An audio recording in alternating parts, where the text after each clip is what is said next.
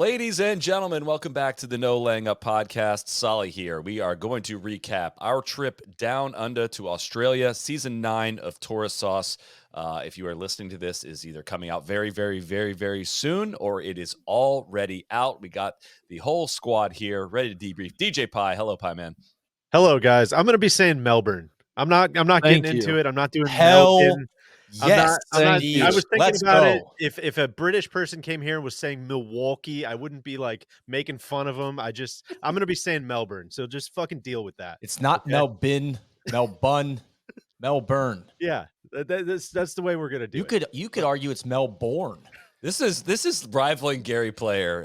Excuse me, Mr. Player. How are you? God, he's jingoist. No, you got me excited, Deej. I was on the fence, and now I'm all in. All right. And there's some footage of Randy and I discussing this in a Big Dubs parking lot. I think somewhere in the footage. So listen, a lot of discussions about this topic. Solly, take it away. I'm sorry. No, we're skipping introductions now. All right. If you don't know who we are now at this point, it's too late. It's too late. We got the whole crew. Neil, TC, Cody is here as well. Randy is here. We are going to talk about a lot of things, but first thing, you know what we got to talk about, because even down under could not go anywhere without seeing that subtle dingo logo everywhere. Subtle dog logo. You all know Rhoback, best fit, best feel. They are fresh off restocks of our favorite polos, hoodies, and Q-zips. Trust us when we say there isn't better gear to wear while you're playing golf or just out and about. The fit, feel, quality, it's all perfect. If you're watching this on YouTube, which there's going to be a YouTube version out eventually on this, if it's not already out, you will see us rocking all different styles of the hoodies. I got the kind of the performance long sleeve tee on, which I've been really rocking Big here fan in the of spring. that gear, it's Solly. so good, really impressive. Performance polos, you already know, moisture wicking, great stretch, collar crisp.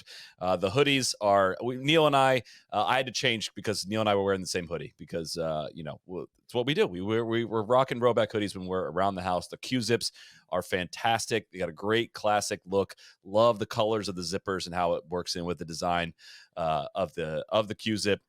If you haven't already, it's time to load up on some Rhoback, both for yourself and for others. Code NLU at rhoback.com for a generous 20% off your first order through the end of this week. RHOBACK.com. 20% off bottoms, Q-zips, hoodies, and more with code NLU. Get ready for the golf season with Rhoback. Solly, quick shout out for the gym shorts as well. I got some of those. I've been wearing them. It's all I wear now. I wear those and the pants, the 5-pocket pants. There might be too many things to shout out. Yeah, it's crazy. TC's been wearing them 8 times a week. At least. All right, so if you're not familiar, Tourist Sauce is the name of our travel series that we do. Used to be annually. Now it's kind of stretching out to every 18 months. Listen, some life stuff starting to get in the way for a lot of us here. But our goal is to, We've talked a lot about what this series actually is, but if I was to sum it up as briefly as possible, we go travel the world and check out cool golf destinations and try to capture what golf culture and golf courses and culture in general is like in different parts of the world. And this season, we went to Australia, which if you are a longtime listener and watcher of our content, you will know that was also the first place we went in season 1, back when we were really just figuring things out and shooting it on cell phones. So, TC, I'm going to throw it to you. You are the Tourist Sauce artiste, if you will. Take us to why Australia and why again? Yeah, we wanted to go back and do it right. I think the first time we were doing it on cell phones, we were doing it, kind of by the seat of our pants. We didn't know what we were doing. We were almost looking for an excuse to go down to Australia with Zach Blair and Dan Horner, and we, dreamed up this series. We convinced BMW to somehow sponsor it, and here we are 9 seasons later, and we figured, hey, let's do these courses justice. We also, last time we went down to Barnbougle, but most of it was centered in Melbourne. So this time we wanted to say, all right, Adelaide, Sydney, King Island. There's some other places in Australia that we wanted to get to. We got to those places. We did not get to Perth. We did not get to Newcastle, Narooma. There's all sorts of places that I'd like to go back and get to next time. A lot of the Brisbaneites. You got to do your line, TC. It's got to be. You want to go there, but not even play golf. I just want to go there and not even play. Right. Well, that's the thing. I don't think we need to play golf in Queensland. There's no good golf up there. We looked at, Cody and I were trying to convince everybody that we were going to South America. On the way down there, people were tracking our flights, all sorts of stuff like that. There's all sorts of destinations on the list. we were a little bit hemmed in. We wanted to do something Q4 or Q1. So that meant Southern Hemisphere. And then I think there's also the consideration too of, hey, there's some trips that we want to do that maybe aren't necessarily tourist sauce, that could be smaller groups, or, tourist sauce. We're traveling with, there's 7, 8, 9 of us at different points. So it's definitely a little challenging to get the logistics dialed to, some places. So I think Australia was a full circle moment. And I feel like we wanted to do right by Australians. In my opinion, it's probably the most golf centric culture in the world, outside of Scotland. Probably. Did that cover it?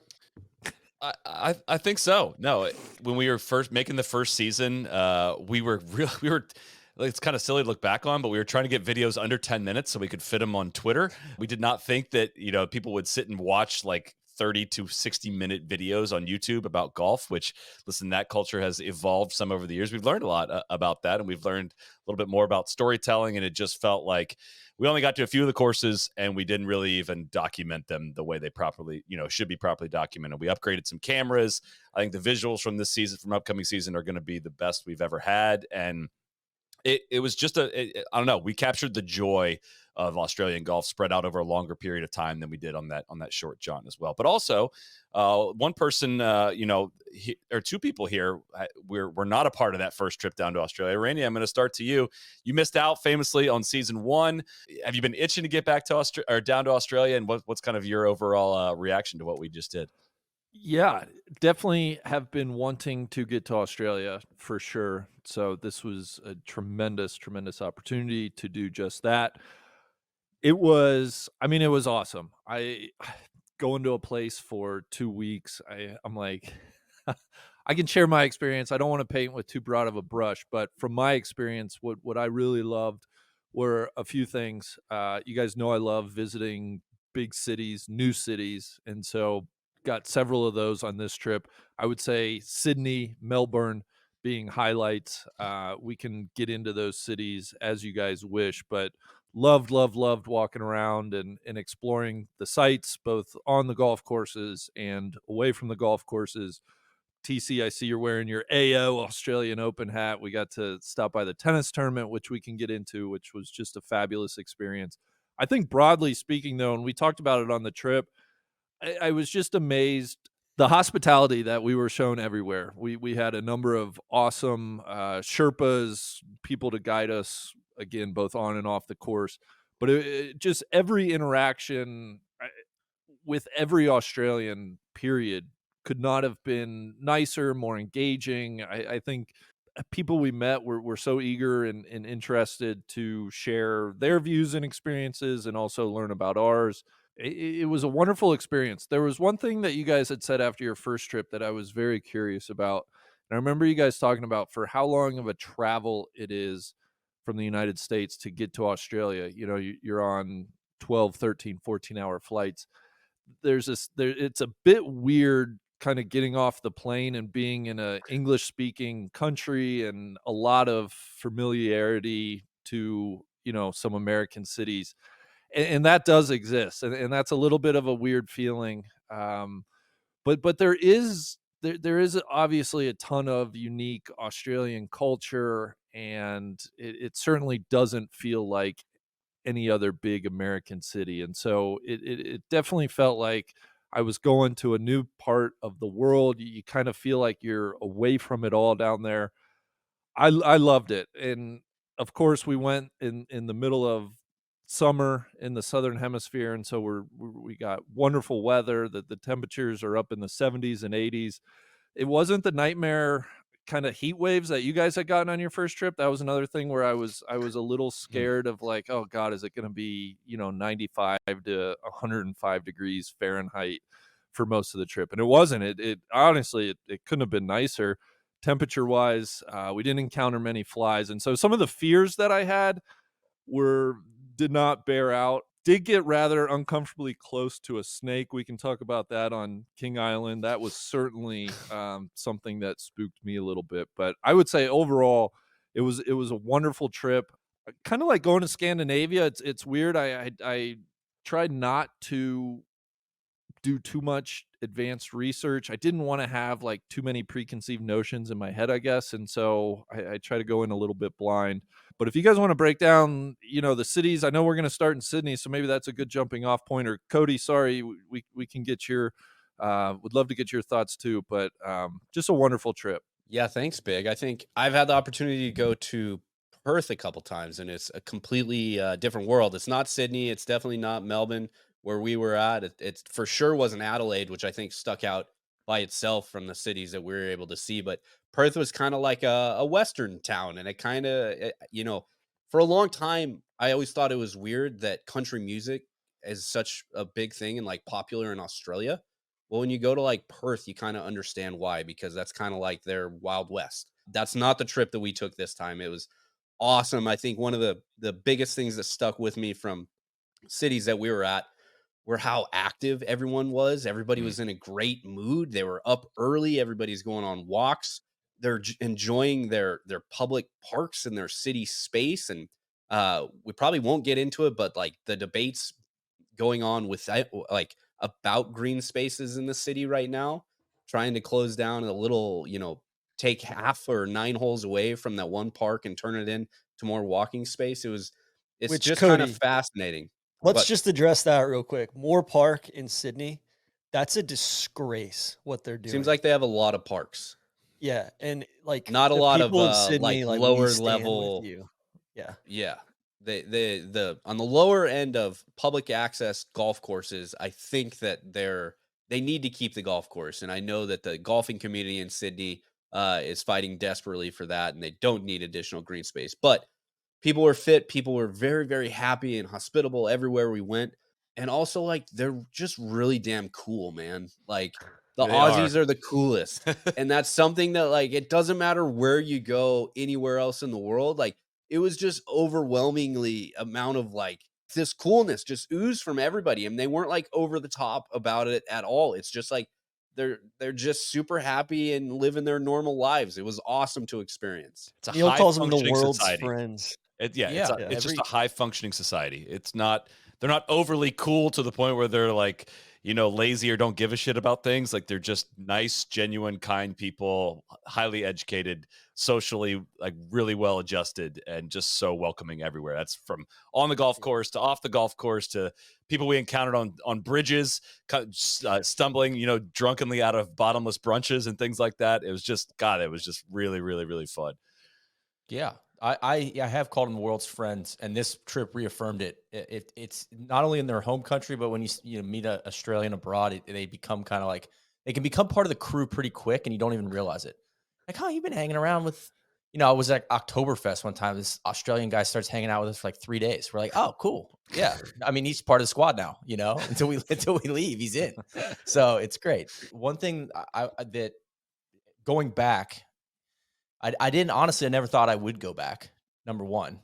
So it was awesome to get a second crack at a few of these courses and just the environment itself. You start to notice little things like, Randy, I was like, oh yeah, it kind of feels like Southern California. But then once you go back, you start to realize it looks like Southern California, but it doesn't really feel like Southern California. So I would make that distinction. Mm-hmm. And two, like for me, from a golf standpoint, the first trip, I mean, I'm just trying to like stay upright. It was a 5-day trip. I'm not very good at golf. I was thinking, I was like, I probably wasn't in the fairway much because I don't remember like the 6th hole at Royal Melbourne West. I didn't remember. It's like I came to this, it's a dogleg right. I came up and I was like, how do I not remember this hole? This is unbelievable looking. Like, what is wrong with me? You And were so only for like me, having a second crack at it was really, I felt very blessed to see all these places again. You were only maybe 4, 5, 6 months removed from playing golf with a belt tucked into a towel tucked into your belt, Sure. right? So I mean that kind of explains a little bit of where that was the sickest look you pulled off. It's like a I had a little bit more of a mindset to appreciate some of the golf and just I think I got a little turned around as far as in Melbourne specifically. The peninsulas, like the first trip, I pride myself on my sense of direction. I was very discombobulated on where and how close these courses were to each other. And when you look at it, there's 5 top 100 courses, and you can take the rankings for what they are, but I would say there's probably 10 to 12 just world-class golf courses in a 10-mile radius right there, Sandringham, like down that Eastern Peninsula. And I just seeing that again and starting to like put the map together, it's just, I think probably the most dense world-class golf in the world. And so definitely worth the second trip. And I think that we'll see that in the content. I think, Neil, you said something on the trip that has stuck with me that I've been thinking about nonstop. And I think it was kind of it seemed like a flippant remark. And I think what you said was some variation of like, basically like, this might be the best golf in the world. And I was like, come on. Like, what are you talking about? And then you start digging into it and you're like, no, the variety of courses. You feel like you're in Ireland. You feel like you're in Scotland. You feel like you're in Long Island. You feel like you're in California. You feel like you're in all of these different places, all within, a very, very small radius. The weather, the playing conditions, the people, all, like, I thought about it for like 10 minutes after you said it. I was like, fuck, man, you might be right. Like, this might be as good as it gets. And it's really hard to almost like believe that, considering how much you've seen about Scotland, Ireland, golf in the United States, all of these things. But Tron, I know you've been on this block forever, that it doesn't quite get the due that it should down in Australia. And I was really glad to, have a second crack of kind of reinforcing a lot of that stuff. Yeah, this was my third trip down. I went down last March as well on the back end of a New Zealand trip. And I think the thing that sets it apart for me is the Australians are enthusiasts, whether it's cricket or rugby or coffee or tennis or like even like they're tied in with like local politics, right? It's like if the law doesn't work, then let's change it, right? Let's not argue about it. Let's be productive. And the golf culture in Australia is one that they're, like you said, Randy, they're super hospitable. They're also competitive. They play Yeah, matches. I love that. They're enthusiasts about the golf course. The golf courses are ever evolving and organic. They're not, it's not like, hey, the golf course has always been like this, so we can't change it. But I think that's one of the reasons why this trip was so much fun to plan, because it was going back somewhere that we'd been prior, but also the people there, they want to show, like, they want to put their best foot forward. And, whether it was Ross Flanagan, who helped us out tremendously, Mike Caridi, Ben Jarvis Green Ellis, I call it Royal Melbourne, Simon Dick, Cameron down at Ocean Dunes. I mean, there's like the Party Panther, Terry and yeah, Terry Malika, all the guys, all the guys up in Sydney, like, it's such a rich golf culture to where, like everybody like you truly feel like you have a bond with someone showing up and playing golf. And I don't always feel that here in the States. I was going to just on a personal note, it was really like rewarding, and like it made me feel very good. Like, these are relationships that kind of developed on the first trip. And then a guy like Scott Warren, he's on our message board. And to meet him in person, it's just like, oh, it's truly like what people say, Nest members say when they meet at an event in real life, like, oh, picking up, like, I've never met you, but I kind of know you. And to have kind of like the relationships develop over 6-7 years and then get to go and hang out with these people and how helpful and hospitable they are, it's just really rewarding. So that's just more of a personal note. And Deej, one thing I want to back up on to the point that you were referring to, the best golf in the world. What I think sets it apart from a place like Ireland is, I love playing golf in Ireland, but it's going to be the same type of golf. Outside of Adair Manor, it's world class and it's the tip top of that kind of golf, but it's that kind of golf. Yeah. Whereas here, I felt like the diversity is what sets itself apart in such a confined or dense area, and I can't really think of another place where you can do that on within a city limits, basically. Well, and also within the country, in terms of rolling terrain in Sydney is kind of what defined New South Wales, where we played, and just the city as a whole. Whereas the Melbourne Sandbelt is like a truly unique plot of land, of sand-based soil that is unique to that part of the world. You cannot pick up what they have there and do that in Florida or in Texas or in California. It's Like in they these have random neighborhoods too. it's insane. I'm like, you can do a flyover and see Royal Melbourne East, Royal Melbourne West, Sandy Golf Links, which is a public golf course, par 65, right across the street from Royal Melbourne. And you also see Victoria Golf Club and Cheltenham Golf Club all within one same block. And you kind of, unless somebody points it out, it's kind of hard to pick out like where one course begins and where one course ends, right? And it like the volume really is insane. I'd never heard of Woodlands Golf Club before Ben and I went down for the Asia Pacific Amateur last October. We ended up playing there, had never really even heard of it. And it's like the 25th ranked golf course in Melbourne or something like that. And it's just like an awesome Melbourne Sandbelt golf course, right? It's just like, it's kind of like that, has that Scotland level of volume of, I don't care what the 70th ranked golf course is in Scotland. It's going to be really fun to play. The same goes for especially the Sandbelt. Like I don't really even care that much about the design. The playing conditions are that good that it's going to be really fun. And like what really sets it apart for me is how you mentioned them being enthusiasts. Like they know, the Australians know they have something special like in their part of the world. And they are thrilled that people from outside of their world travel there to go experience it. Right. When we were there for the Asia Pacific, every single like follower of ours that we met like at the tournament was like, hey, it wasn't asking about the tournament. They're like, hey, where are you playing? Where are you playing? Where are you playing? I mean, I must have had 15 people ask me where I'm playing on this trip because they want you to experience this and they're so welcoming to international guests. I know for actual people in Australia, it can be a little difficult to get on some of these courses, but if you're an international listener, which, I think 96% chance that you are, you can access these places, pay a greens fee and play all these places, which is really important for a tourist sauce season as well. That's the thing too. I mean, it's really tough to it's both easy to plan a trip like this because you almost can't go wrong, but it's tough as well because you want to play the best stuff and showcase the full variety of things. So there's courses like we didn't play Victoria this time. Victoria's. You see, I spent 2 weeks in Melbourne in the last 6 months and didn't play Victoria, and it's still driving me nuts. And I played like they're redoing what Commonwealth right now. The Renaissance guys are, or Yarra Yarra. I still haven't stepped foot there. That's a like world-class golf course. Even in Adelaide too, like Kooyonga, Glen Elg, Grange. There's 2 courses at the Grange. Adelaide, they're like there's just so much stuff that you could take another 5 trips and still be knocking off new courses every time that add to your understanding of Australian golf and keep kind of adding to the spectrum of that as well. So like, we could talk about just the planning of this trip for 3 hours, but I think overall, like it was actually going down. I think we always want to try to get things started off a little slow when we go on these trips of like, hey, let's film the first episode over 2 or 3 days, right? Everybody's going to be jet lagged, especially this one. We're like, all right, like we took off on Sunday morning or at least Sally and I did from Jack's.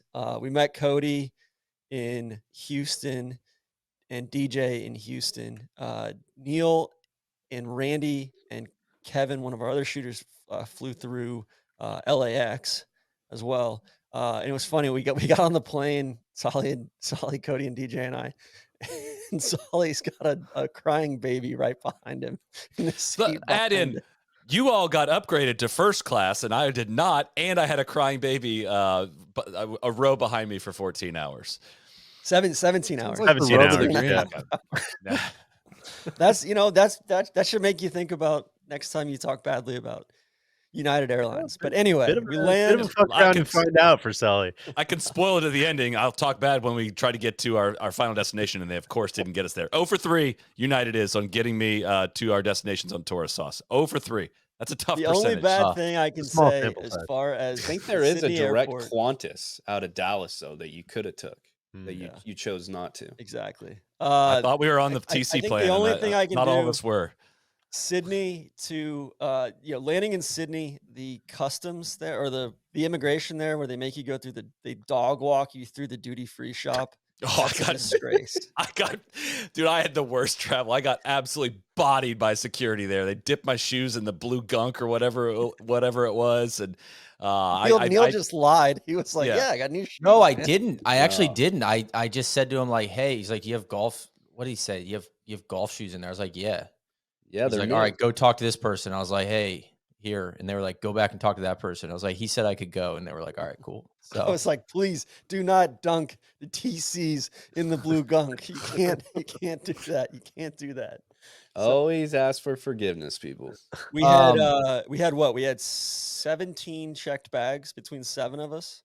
Every single one yeah, of we're them not arrived. traveling quite as light as we used to. Yeah. And then we stayed in Bondi Beach. I can say the scenery, both the flora and the fauna, was exceptional. Let me can I phrase yeah. that in a different way? If I would say if you are a young male in search of a life experience, you could do a lot worse than landing in Bondi. That if you're not sure where to go next in your life and you just want an experience, I would find your way to Bondi maybe for a year or two and see how it shakes out. Yeah, so we stayed at this. It was kind of like a real world house. Very, very influencer friendly place. Yeah, which I think that's kind of the rub on Bondi. And some of those are like Coogee Beach down the road looked even cooler. But Bondi is what, 25, 30 minutes outside of Sydney. Sydney was so much more hilly, and like we kept trying to compare it to different stuff. Like it's like if Seattle and Vancouver and like LA and like Miami had a baby, and it's like, no, maybe it's just Sydney. Like, Yeah. maybe it's just Sydney. Yeah, we should probably be comparing other things to this. I think. Exactly. So we met up with our friend Matthew from Angus and Grace, Anthony Salteri, Scott Warren, and we played Bondi Beach and Diggers Club, which a delightful little 9-hole course right on the cliffs there, right in Bondi Beach. And what a fun course. They got the big sewage tower there that you have to hit over on, was that 6 or 7? Par 4. Yeah, I mean, very scruffy, but I mean, it's like a town square in a way, right on the cliffs, great views of the ocean, the beach. Like Neil had a great walk around it, so he yeah. picked up every angle. I will say though, I feel like more of these 9-hole type of places or short courses, if they existed in cities, I think golf would be in a really good spot for the next generation. Randy, I know they're not your favorite because we're not playing super real golf out there, but it was, a group of us influencers out there doing our thing. There's a family behind us. There's a guy playing alone with headphones on. It might be the only golf course in the world that has a karate dojo underneath the clubhouse. So I want to call that out, which is awesome. But it just felt like a really good like community place for people of all ages and just go out and, play golf and have fun and treat the course properly, which was similar to the Doon pitch and putt and other ways we've kicked off Tour Sauce. It was the perfect start to the trip. Doing pitch and putt, but like in the city, like surrounded by houses and like taking up some prime real estate, but like here's your green space. It's a par 3 course with 1 par 4. Like let's put that out there too, of like it's not taking up a lot of space. This is a functional use of like a short course, small parkish area that can serve the community and not take up that much space and doesn't need to be bulldozed for houses. Like that's what it's a shining example of. It was like if you took the Doon pitch and putt and you like built 100-foot cliff in Santa Monica and like dropped it on top of there. It was like, oh yeah, just like overlook the beach and all the best real estate in the country, and it's like $16 to come out and play. It's just a true like feat of man. I don't know who rigged this system, but like this place shouldn't exist in modern times. This is wild that this is a real place. I kept thinking about TC mentioned our guy Matt, owner and proprietor of Angus and Grace Go Golfing, a little golf shop in Sandringham. The thing that was so cool about it was one of the quotes he had about like people of Sydney. We're asking like Sydney versus Melbourne, and what are the comps, and he's like, yeah, I don't know, Sydney people are just we're just a little more like tanned over here. I thought that was like the perfect way to just cut through it and say like, yeah, nobody's stressed about anything. Everybody's just kind of out here to look cool and be cool and just generally have a good time. Like that sums it up. Let me ask you guys a question. Do you guys have you learned what a digger is yet? Yeah, it's a veteran. Yeah, we're in the presence of one. Well, thank you. So it's an Australian infantry soldier, used to be called diggers. That's where the term Kiwi also comes from. It's what a New Zealand infantry soldier used to be called, was a Kiwi. And then American, we used to be called the Doughboys. So shout out to the Doughboys, the Kiwis, and the Diggers out there. And before we move on, I also want to give a quick shout out to what they call the RSLs in Australia, the Returned and Services League. We went to an awesome bar. It's like their VFW.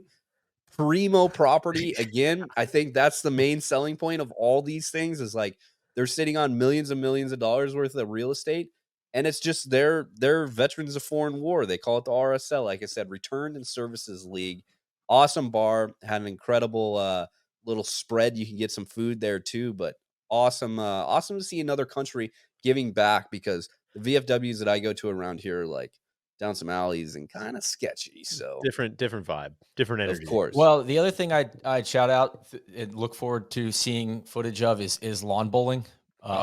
And went to a lawn bowling club again, right on the ocean, overlooking the cliffs. What a great way to spend our first jet lagged afternoon to basically stay up from that 7 a.m. landing, play some easy golf, and then go do some lawn bowling and have a few beers. It was it might be the best day one in Tour Sauce history. That's my new favorite sport. That was trying to break the jet lag, Neeler. The squad assembled and went on a run with you. I know we talk about goals on the trap draw, but you saw them live out here. We got a little bit of footy from it too. Probably ran past one of the most famous pools in the world, the Bondi Icebergs pool, where waves are splashing over it and everything like that. And a lot of tan folks down there. So shout out to Bondi. But I think we made it. So yeah, Bondi. It was an easy assimilation to gear up for New South Wales. Yeah. So I can kick off New South Wales. I loved it. Just real quick before we do get going on that, Neil, I just give people a rundown of the golf courses we played and what we're going to get to. Obviously, we started at Bondi Golf and Diggers Club, but New South Wales, we all played. A few of us went over and played Bonnie Doon on the next day. Then we made our way to Adelaide and played Royal Adelaide. We made our way back to St. Andrews, or back to Melbourne from there. We split up. Some of us went to Lonsdale Links. Some of us went to St. Andrews Beach. We met back to play Peninsula Kingswood, the North Course there. Then we took a plane down to King Island and played Cape Wickham and Ocean Dunes. Came back and wrapped up the trip at Royal Melbourne East, Royal Melbourne West, and Kingston Heath. So those are the courses that are featured throughout this trip and what we're going to talk about through the remainder of today's episode. Also dropped in for 9 holes at Portsea. I want to shout those guys out because we had a great shot out there with and a couple holes at the King Island Muni. Yeah. And another bowling club. Played the Furrows, the short course at Kingston Heath as well. But these are the main courses that'll be featured in season 9 of Tour Sauce. The first one up. I would be remiss if I didn't say, Randy, you and I might be the best tag team, the lawn bowlers, in the world. Nobody beat us. TC Neil and I were exhausted from beating the shit out of Solly for an hour and a half. Had to come. That was not my fault. I don't want to throw anyone under the bus, but my partner was admitting that he was weighing me down there. All right. Take us to New South Wales. We are proud to, of course, announce that Season 9 of Tour Sauce is again presented by a longtime partner of ours, Precision Pro Golf. You guys know about the variety of no-laying up designs they offer for the NX10 rangefinder. They are adding another one to the mix to commemorate Tour Sauce Season 9. It's an awesome design with a nod to Australia. It features the Wayward Golfer logo set on a background inspired by a jar of Vegemite. The NX10, of course, is fast, accurate, and a reliable rangefinder with all the features you would expect and the added touch of an NLU design. Also, be sure to check out the NLU Design Duo GPS speaker with high-quality audio and a built-in magnet, plus a carabiner clip. I hope I'm saying that word right. I always panic on that one. It is the perfect sidekick for your casual rounds on the golf. Use code NLU at precisionprogolf.com to get $20 off your NX10 rangefinder or Duo GPS speaker. Support the brands that make content like Tour Sauce possible by going to precisionprogolf.com and shopping for your next rangefinder or speaker today. Once again, code NLU to get $20 off, precisionprogolf.com. We thank them for bringing Season 9 of Tour Sauce to life. Back to the pod. South Wales, right? So, of course, I've heard a lot about, first trip down. Oh, you guys aren't going to make it to NSW. You're not going to New South Wales. So I was very curious. And for anybody who drops that one on us, that's kind of like somebody coming over here and just being like, "Hey, I'm going to New York." Oh, you're not making it to like Dallas while you're there? Yeah. What the hell, man? Come on. So it was good to get another crack here. I want to shout out the Australian Golf Passport podcast hosted by Scott Warren and Matt Malika, who you will see in Tourist Sauce season 9 as Sherpas. But I listened to this on the flight down just as a little primer on the history and stuff. So it opened, it's one of the good doctor, Alistair Mackenzie's worldwide gems. He laid it out in 1926. With Mackenzie, it's like laid it out, might have been like, hey guys, people are hitting the ball here. Like, why don't you put a bunker there? So there's probably varying degrees of Mackenzie stuff, but he definitely laid some hands on this course and spent some time. The course overlooks Botany Bay, which is where Captain Cook first sailed into the Aussie coast. Be careful, which Neil. Be careful. Well, no, I love the history. 1770s, big things happening on the coastline. So I think that's what jumps out about New South Wales. It's just like the views and the land movement. So DJ and I came off the course, one, exhausted, which is the kind of golf, I like to play, or at least get one or two of those courses on a trip like that, where it's like you're hiking and you're kind of playing golf in between. And it's hard to have a bad day out there when you crest the hill on a hole like number 5 and you just see like an infinity fairway into the, Southern Ocean. I was like, oh yeah, I guess New Zealand's just like way out that way. So I had a fantastic day out there. Kind of got beat up when the wind starts blowing. Windy day too. Windy, hard walk, jet lag. Rain might be bearing down on us, but I really enjoyed the course. I think there are a couple things I want to call out. Is it's funky. There's some stuff, and this is what I love about like Mackenzie or some of these golden age courses. Is like some of these holes, if you built them today, the architect would probably not get another job. But because they were built with like steam shovels and donkeys and plows, it's like, oh my God, look at that green. Or, like, what, are you kidding me? We're playing over this massive hill. Like, shout out to the mules. It just has a lot of charm. And that's, like that's what you get when you're around for, close to 100 years. A couple holes I'd call out that we can talk about. And before I pass it around to you guys, number 3, crazy dogleg left, blind tee shot.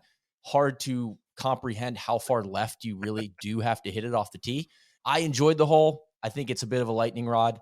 We'll talk about that probably here shortly. 90-degree dogleg. It's sick. Yeah. It's sweet. But awesome green that sits up, up high. Number 5, number 6 are probably the signature holes, the ones you've probably seen pictures of. 5 is a par 5 that plays way up this hill. And if you carry the hill, it runs out for like 150, 200 yards straight down, just like a ski slope, with the green sitting at the bottom and the ocean just framing this epic shot. So if you don't carry the hill, it's a fun shot from the top of the hill, probably 225, 230 from up there. Playing like 180. Like that's how far downhill it is. It's like hard to emphasize how far downhill this is and how if you play it downwind, it is not a par 5. Like you will have maybe lob wedge in. And if it's into the wind, like it's work to get there in 3 because you can't clear the hill on the opening tee shot. It's wild. Yeah, and then 6 is kind of the, postcard par 3. You play out from a like kind of an island or rock formation back, into the mainland. But I want to call out a couple other holes. I think number 8 was a really interesting par 5 that I liked that was inland. And then I think the stretch of 12, 13, 14 was my favorite part of this course. It weaves you on the back 9 back out towards the ocean. So 12 is an inland par 5 that I thought was very challenging with a skinny, very interesting, difficult green. And then 13 and 14 were both par 4s. 13 was just like a really good looking par 4 dogleg left that reminded me a lot of number 6 at La Hinch, weirdly, with when you kind of come around the corner and see the ocean, you get another peek at the ocean. And then 14's wild. It's like I would say it's a cape hole, and it goads you into doing stupid stuff. And it's got this big mound. And so you almost have a split fairway. And what you should do is just put it in the pocket, in the fairway.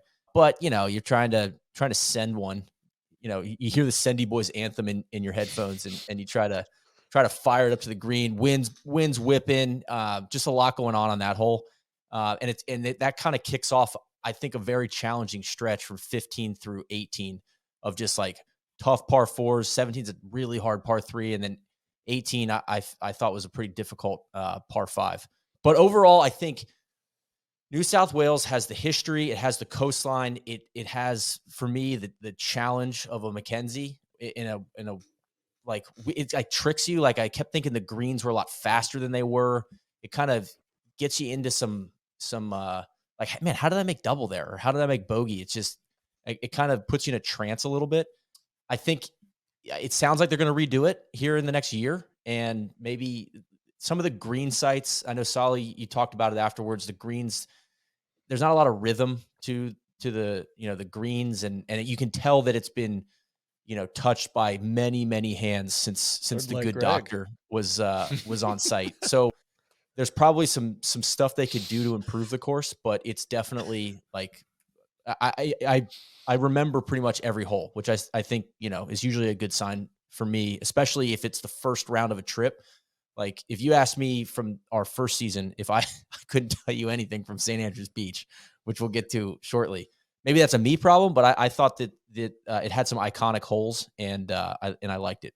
I think there's so much potential there, and they are getting ready to do a big renovation, which will kind of, like I said, some of my feedback was just the lack of continuity in the greens. I mean, it's been like these 3 greens were done by this person, these 3 greens were done by this person, and it once that's pointed out, you're kind of like, oh yeah, that is, you kind of do feel a little bit of that to say. I think for as windy of a site as it is and how difficult the golf course is, they can expand those greens, soften some of them, and kind of conceptualize them in a more cohesive manner that would really, really, really, really elevate this place. We're talking about one of the world's great golf courses, but like adding kind of some connectivity of all of those will take it to an entirely different level. And I know shutting down their golf course for a long time is not something that a lot of them are looking forward to, but I would imagine the product on the back end of that is going to be something that's more cohesive, and it's got that much potential that it's definitely worth taking that next step. I think I was surprised at how much I liked some of the inland holes. Like I really liked 10. I really liked 3, 4. Like some of those holes are just, like I was expecting to be wowed by all the stuff along the coast, and I was. But I think the other takeaway was just, man, what a bitch of a walk. Like I feel like we went through a 15-round heavyweight bout. And what's that hole, the par 4 with the 2, like you kind of hit it between the saddle. 15. 15 Dog was legs. Oh my God. so 15 was a hard. very tough hole. A Like bill into the if I wind. was like over a 10 handicap playing out there, I'd be like, I would quit the game. It's like I have so much respect for the people that play out of that club because it's a huge walking club, as are pretty much all golf clubs in Australia. And a bunch of old guys just going out and getting the shit kicked out of them every day out there it's impressive.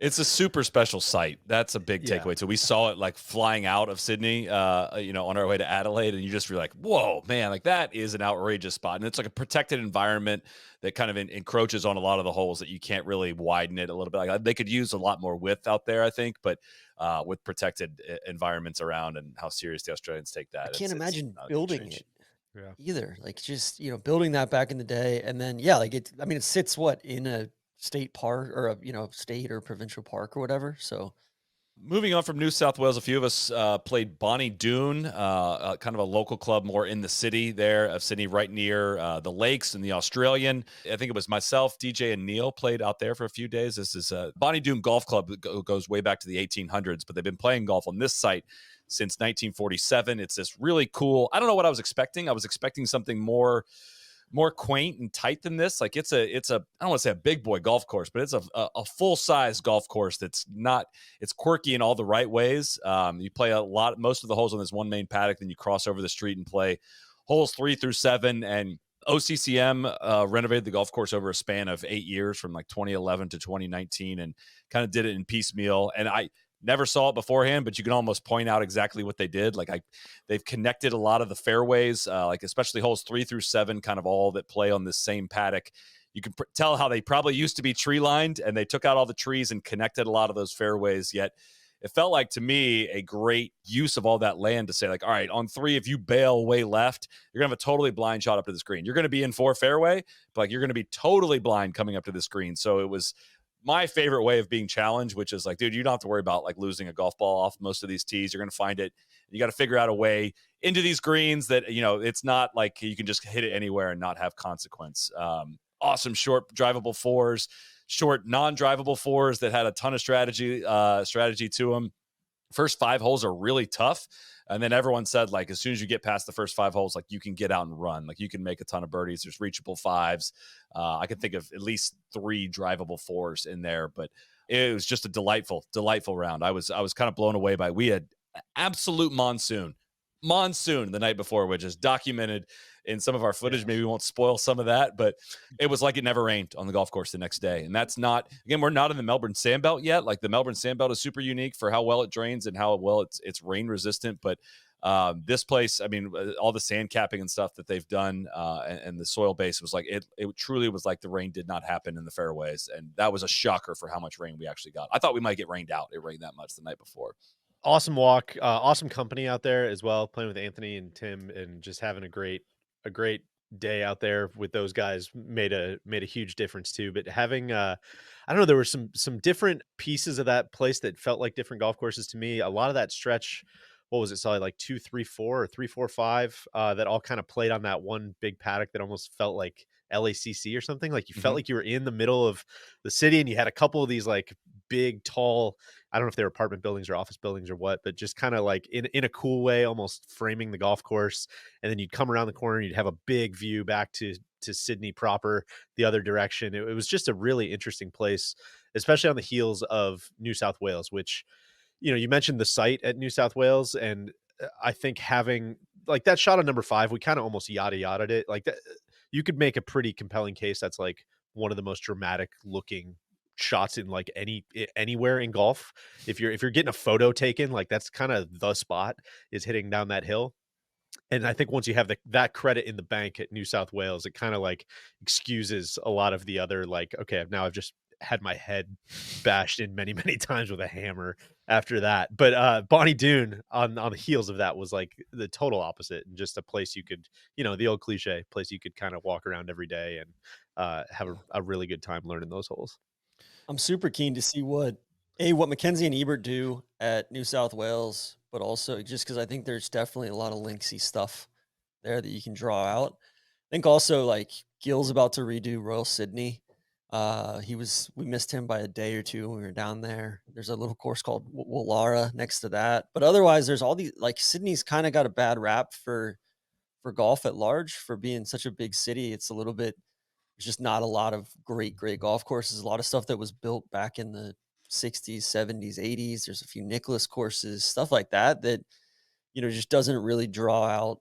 You know, it was kind of like when Australia was trying to, you know, imitate America or catch up with America. And it's like, no, be the best version of yourself and that sort of thing. Well, it just seems like really severe land too, right? Like, I'm sure the whole city's not like that, but you could feel it driving around and all the different ways the roads were laid out and how like complicated it is just to get from one place to the other. I mean, I'm sure there's a through line on what it's like trying to lay out 18 great golf holes as well. And especially when you look at the rest of the country and you see that it is such a walking culture. It is such a like kind of not beat you up, but like gentle flow from one hole to the next type of place. I mean, a lot of these golf courses are like, they're just pretty severe pieces of land. So a place like Bonnie Doon kind of uses that and makes for good variety, where there's some really dramatic ups and downs, but then it uses, you know, kind of the low spots in the right way too. But I'm sure that's probably pretty hard to find throughout that city. What I was so impressed by there was, despite all the stripping of trees out that we talked about, it didn't, you know, if you kept your eyes down, you forgot that you were in a city, because they frame it so well with trees around the edges of the property, and they have these preservation areas within the holes as well that keep your views unobstructed, but like you still have like some natural nature areas within it. It doesn't feel like man-made and you know, overly constructed. I thought, yeah, I would say the word that comes to mind is like thoughtful. I thought it just felt like somebody really put a lot of time and energy into a redesign, like a lot of care. And then I do want to call it, I think it's number 14. What was that par 5 on the back? That was 14. Yeah. Okay. That was, I think might have been the hardest hole on the trip. You had OB right. You had lost ball left. It was like a million yards long into the wind and just like bunkers. I mean, it was just like on that tee box. I was like, oh, I'm going to be in my pocket here pretty soon. And sure enough, I was. I was like, I walked out that hole. I was like, that was really hard. Like, no way we're reaching it with that wind.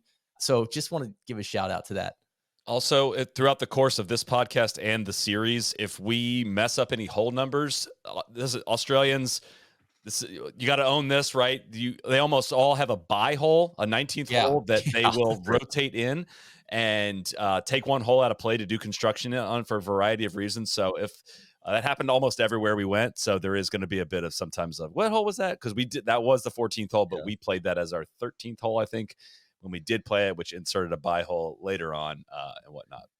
So Cody and Randy and I rode around on the ferry with our friend Evan Priest and just kind of saw the city a little bit, grabbed 5 or 6 spots of coffee. It was, out. Yeah, I want to say, I should have said this in my opening thoughts on Australia, but I thought the ferry experience encapsulated a lot of what I really loved about Australia. It was such a seamless entry onto the ferry. Literally did not require going up to a booth and buying a ticket. You simply presented a credit card at a little turnstile. It accepted the credit card. You walked in, you got on the boat. I mean, we're walking on 3 minutes before it leaves. There's no like safety, big instructional thing that the crew has to go through. It just is like, hey guys, just use your head. We're on a ferry. We're in the middle of a harbor. Don't do anything stupid. And then when we got to our destination, we sailed around the famous opera house, which was awesome. Got to see the big bridge. It, infrastructure TC out the ass. It was such a pretty day. And we were in heaven. At the end of the ferry, you just walk off, you present that same credit card, you go through the turnstile, and it just registers your ferry trip like that. And it's like, I feel like the more places we go around the world, the more it just hammers home the efficiency and fluidity in certain things with which other societies have gotten to. And it's like, damn, I wish we had more of that back home in the States. Now, Randy, that is funny because you kind of juxtapose it with how much liability there is involved with playing golf in Australia. True. True. They take boundary lines and property lines very, very seriously. And, you are responsible for your golf ball causing damage to persons or property. Yeah. So, no, but yeah, I think it's tough to kind of do a city like Sydney justice in 2 or 3 days. So, hopefully it feels representative of, both the culture and the golf as well. And I'm glad you guys saw Bonnie Doon. It was important to get to multiple places beyond New South Wales as well. We really wanted to go up to Newcastle, about an hour and a half, 2 hours north. But it was just wasn't going to happen. We had to get onward to Adelaide. So TC, one thing that'll stick out for me from that afternoon, post ferry and everything, we popped into the Four Pines Brewing Company. We ordered lunch after having a couple beers, and it set off this debate that I did not realize I was stumbling into, and that is the Parmy versus Parma debate, which I guess is just encapsulates all of Australia. They debate it fiercely, and it bombarded my DMs for the entirety of the rest of the trip. And I still have people hitting me up now and being like, hey, when you guys are going through editing, make sure you call it a Parma or a Parmy. They're dead set on this. And I was saying we should trifurcate and say Parmy. Right. Well, and and then we talked about the rugby stuff up there. It's a big rugby union, rugby league thing up there versus you got Aussie rules football down in Victoria and elsewhere. So they love their NFL though. We saw that too. Every bar had massive previews for Super Bowl parties and everything else. Everybody wanted to talk NBA. They're ball knowers. Australia loving sport, and it does not matter what it is. They're diehards for whatever they're interested in. Worth noting, we didn't really film at Bonnie Doon, so you were not going to see much more than drone footage and a couple cell phone clips in the actual travel series on that one. But from there, we showered up, headed straight to the airport, and took the first of our inter-Australia flights over to Royal Adelaide. Randy, why don't you take us to Adelaide? Yeah, shout out first time flying Virgin Australia. The aforementioned checking of 17 bags was quite a process at the airport, but smooth flight over to Adelaide. Quick trip in and out. I think we were there 24 hours, maybe not quite. Stayed at the Intercontinental, but well worth the trip out to Adelaide to get to play Royal Adelaide Golf Club. The club itself goes all the way back to 1892. the golf course, when Dr. Mackenzie came down to Australia in 1926, he we'll get into this, but Royal Melbourne kind of farmed him out to some other places, one of those being Royal Adelaide. And so the course was designed and subsequently built around Dr. Mackenzie's 1926 visit. It's hosted numerous Aussie Opens, both on the men's side and on the women's side. I will say a bit of a shame. The Royal Adelaide, it's not big enough to host men's tournaments anymore, and with the Australian Open kind of being a joint event now between the men and the women can't come back to Royal Adelaide as long as that's the case. But I felt like it is a perfect golf course to contest, big time women's events, but we shall see in the future. To the golf course itself, it checks so many boxes of what I absolutely love in a golf course. It sits on a tight little paddock property in this neighborhood just outside the city center of Adelaide. It has a train running literally through the golf course, and it's a train that runs frequently. Talking to our hosts that day, it is in play a little bit. They've had some golf carts get hit. I assume it's maybe some lackadaisical American tourists that are just leaving their buggies all over the place. Thankfully, I don't think anybody has been personally struck, or there haven't been any deaths in a long time. But you have to very much make sure when you're crossing the tracks, when you're looking to find your ball, when you're playing certain shots, that the train is not approaching. One of our Sherpas that day, Terry says he likes to take the train in every now and again to play golf. It doesn't stop right at the club, but you can either get off right before the club or right after the club, and then it's just a little walk. The clubhouse facility I thought was totally functional without being like ostentatious even a little bit. It was just a nice clubhouse, restaurant, some open air atriums. I thought the design was pretty cool there. To the golf course itself, I found it to be extremely playable and challenging in all of the ways I like a golf course to be challenging. And that's to say it's not going to make you hit a bunch of, forced carries off the tees. There aren't a ton of like water hazards or places where you're going to be looking for a golf ball or losing golf balls. It's all kind of just out there in front of you. And the magic of it is in the design and the green complexes and the bunkering. I just thought I think to a man, all of us, I'll get your opinions here in just a second. It's a golf course all of us could play every single day, which is probably the highest compliment you can give to any golf course, in my opinion. And so with that said, I had 3. It's always funny. I tried to star holes that I really enjoyed. And so looking back on my scorecard at Royal Adelaide, I had 3 stars. The first, of course, I think this is universal. The third is a short par 4. It's one of the best short fours anywhere. I think 260 meters, so not even a 300-yard par 4. But it really, from the very first shot on the tee box, it forces you to make a decision. And the decision is, am I aggressive? Do I take driver or 3-wood? And am I trying to hit this small little sliver of green that I can't see? It's blind from the tee, but it's surrounded on the right by this grassy kind of hill with deep rough. Could be a bit tricky if you miss right. And then on the left, there's some bunkering around the green, and then you get off and, there's some pine and waste area up by the green. Or if you don't want to try to get super aggressive, you take an iron, and then it's just a matter of, hey, I can pretty much hit any iron I want. It's just a matter of what kind of shot do you want in for your second and what kind of distance. And so of course, guys, I think I hit an elegant 5-iron off the tee, found the fairway, hit a little wedge up there to 8-10 feet, made my birdie, no big deal. But it just is the type of short par 4 template that there's nothing like tricky about it. This template could be replicated everywhere in the world. There's Yet nothing it's unique to not. that landscape, It's right? crazy. But so Exactly. just to clarify this though, like the green is a small little sliver that's kind of angled a little bit, right? Like the front right is closer to you than the front left. It's kind of angled from front right to back left. And there's this berm that's built up, like a big mound that's built up, like kind of on this flat terrain that protects 80 to 90% of the green, like from the middle part of it.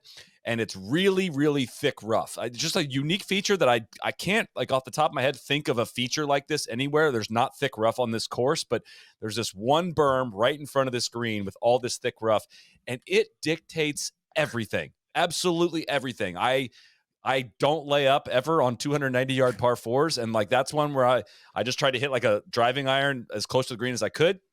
That was the wrong play. That was 100% the wrong play, because it's not a hole where you can just hit it up there and figure it out. You have to actually decide what your strategy is going to be.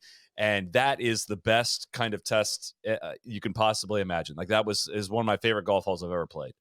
It reminded me a ton of, maybe not literally, but like the feeling of it was a lot like a lot of what you see out at the University of Michigan golf course, which to your point is kind of like, okay, Ann Arbor, Michigan and Adelaide, Australia, those are pretty far away from each other. There must be a through line here of what's making this possible at both places, and it's just great design by one guy.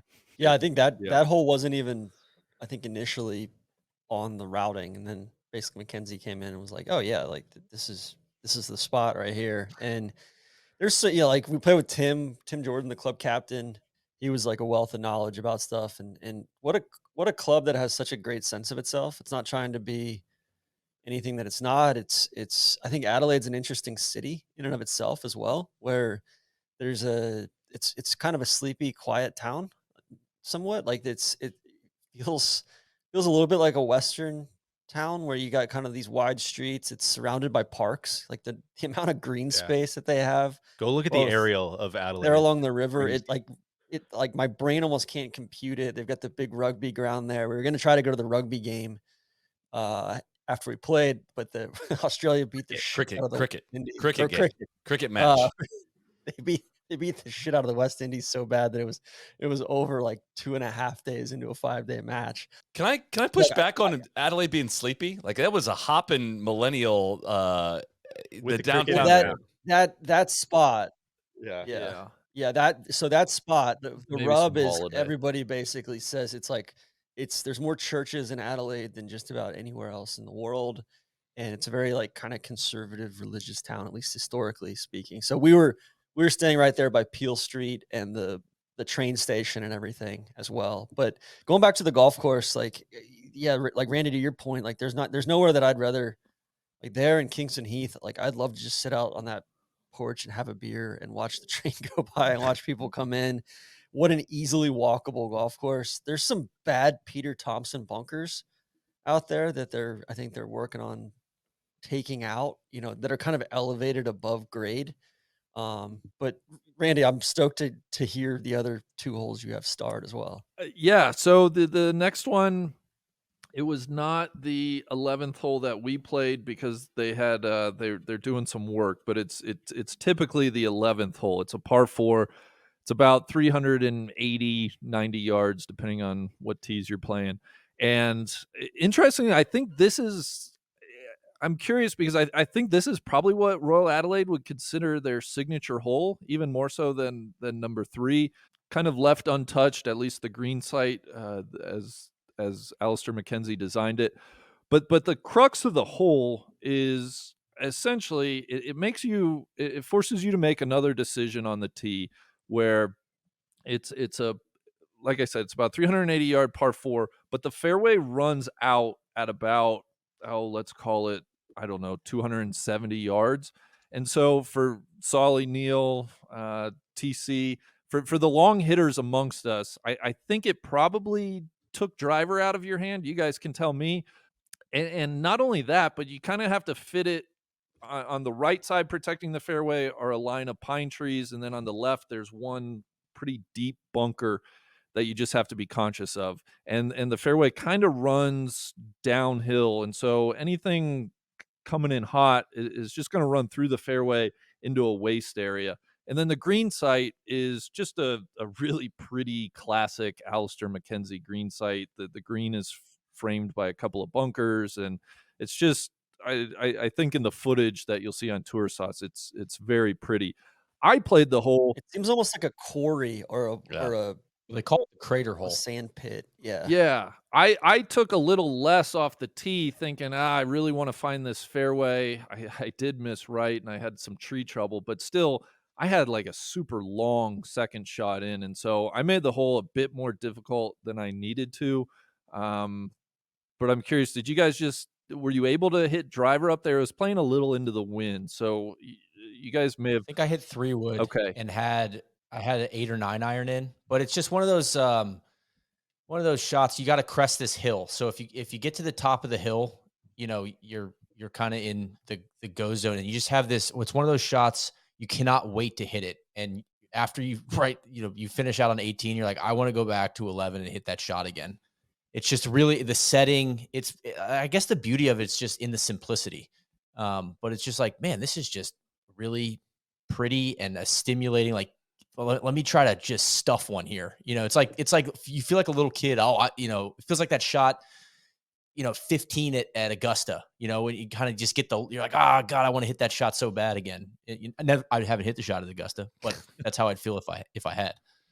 Yeah. You should go to Golden Ocala sometime, Neil. I'll take you out there. It'll be great. What a thrill for me. And then the last hole I want to shout out real quick is the 14th hole, and mainly because of the approach shot. It's a longer par 4. I think it plays maybe 420, 430 yards. Not a ton of strategy off the tee. I will say we played the white tees. The blue tees on this hole is one of a couple around Royal Adelaide where you would hit like back across the train track, which I thought was pretty cool. That was not the case for us as we were playing a tee up. But the second shot, assuming you find the fairway, you're left with this second shot to kind of a small, slender green that's elevated, right? The fairway runs out and there's this swale, and then kind of coming back up the hill sits this little green site. It's protected on the right and the left. I think there are like 3 total bunkers up there, and there are a couple of great pine trees that frame the shot. And so it's being in Australia, it's kind of like hitting a shot between the rugby goalposts, these big, tall, skinny pines to this elevated green that's small and protected by bunkers. I thought it was just a really great visual and also a very hard shot. I ended up making triple. I hit a great second shot that just caught the right bunker, and then I played ping pong a little bit. But I thought the shot value and the aesthetics of that approach shot on 14, that was the other thing I had marked on my scorecard. So those are the 3 holes that really stood out to me. But you guys, please tell me any others that grabbed your attention. So much short grass around that hole, 14. I think what was the par 3 after that? Was it 16? 16. So difficult. What an awesome, like devilish hole there.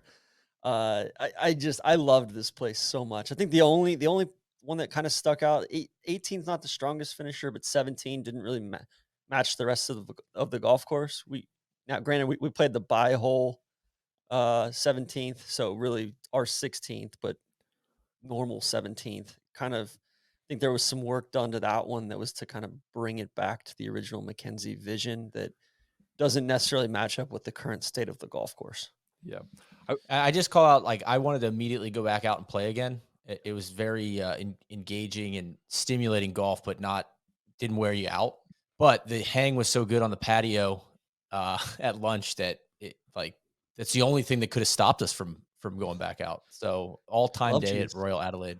That's what our friends in Sydney had kind of prepared us for that one. We're asking them like what to expect at Royal Adelaide. They're like, man, it's got the royal distinction, and you might think that means it's very full of itself, and it's going to be totally the opposite. And that was very, very true in that they were so like priority number 1. At least it felt that way for us. Priority number 1 felt like, I can't wait to like host people at this club. Can't wait to show this place off. To your point earlier, Tron, just like a really gracious, humble, sure of itself place. It was awesome. Loved it.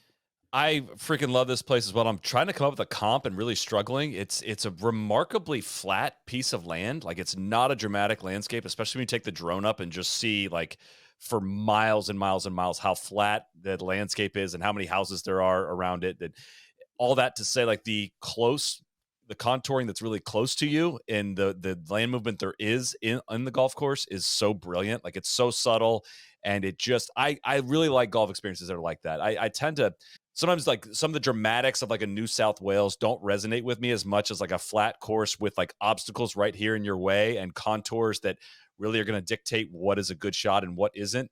Royal Adelaide had that like to a 10 out of 10. It was just, there's so many shots I'm thinking of that are just like, man, this is really flat, but God, is this thought provoking. The very first tee shot you hit is, right at these bunkers in the distance as it doglegs to the left. And it's just immediately like, all right, well, if I'm taking driver, I got to take it over these mounds on the left. And is it going to stop in time? Or do I take an iron that goes short of these bunkers? And that mental exercise is what I'm looking for out of golf. And Royal Adelaide gave you that on almost every hole.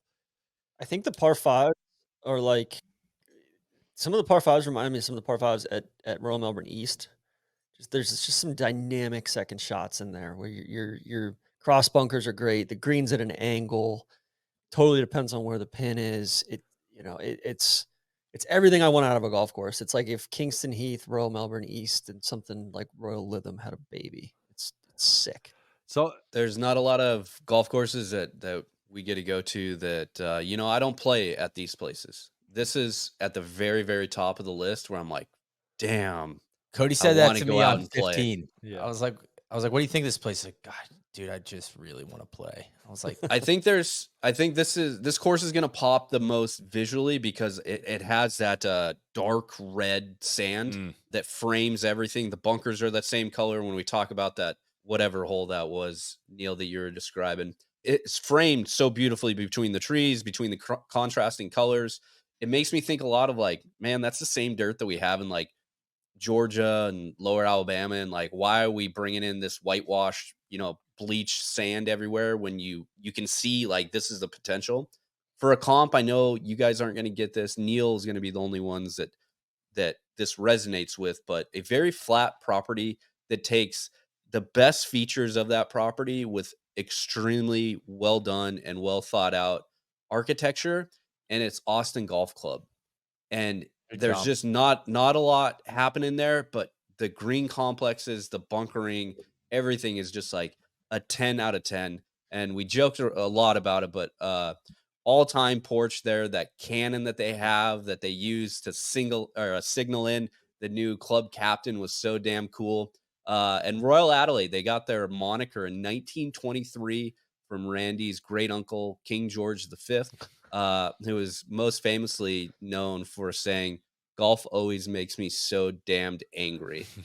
And I didn't get that feeling at all around Adelaide. It was just a delight. I want to go back there. And I didn't want to seems leave. like everybody that we talk to that's like, "Oh my God, you guys went to Royal Adelaide. Like, what did you think?" Because everybody just wants to go back there.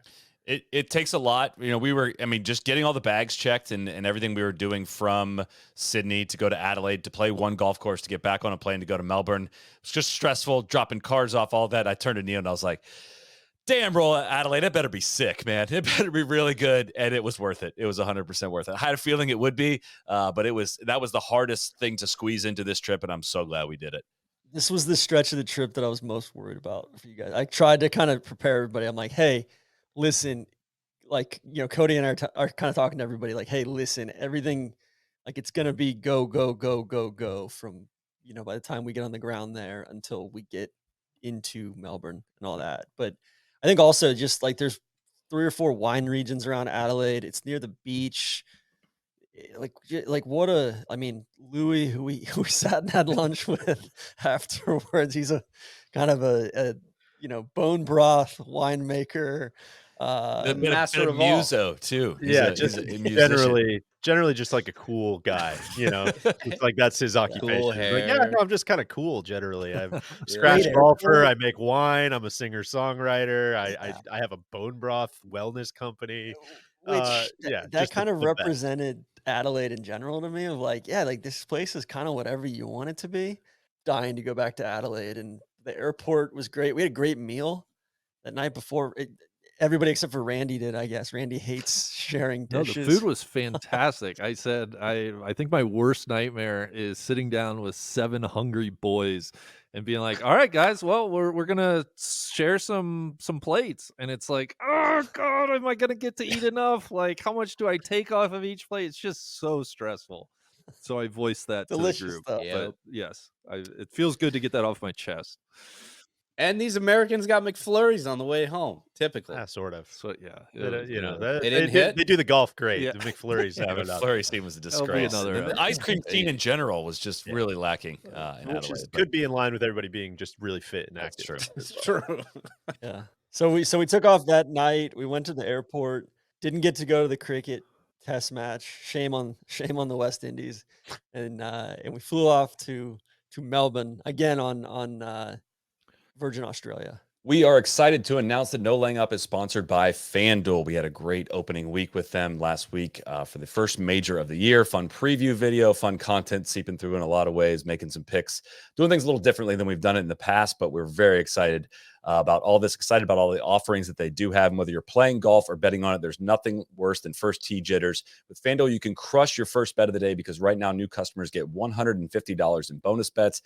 Guaranteed with any $5 bet. That's $150, win or lose. They got all kinds of incredible offerings. Longest drive, closest to pin, outright winners. They got all kinds of top 10, 20, 40, all those markets. Just a very vast offering, set of offerings on PGA Tour golf, whatever LPGA Tour golf. It's a really impressive outlook. And I know TC's having a lot of fun scrolling through all those markets and coming up with plays. You can visit FanDuel.com/NLU and hit your first bet right down the middle of the fairway with FanDuel.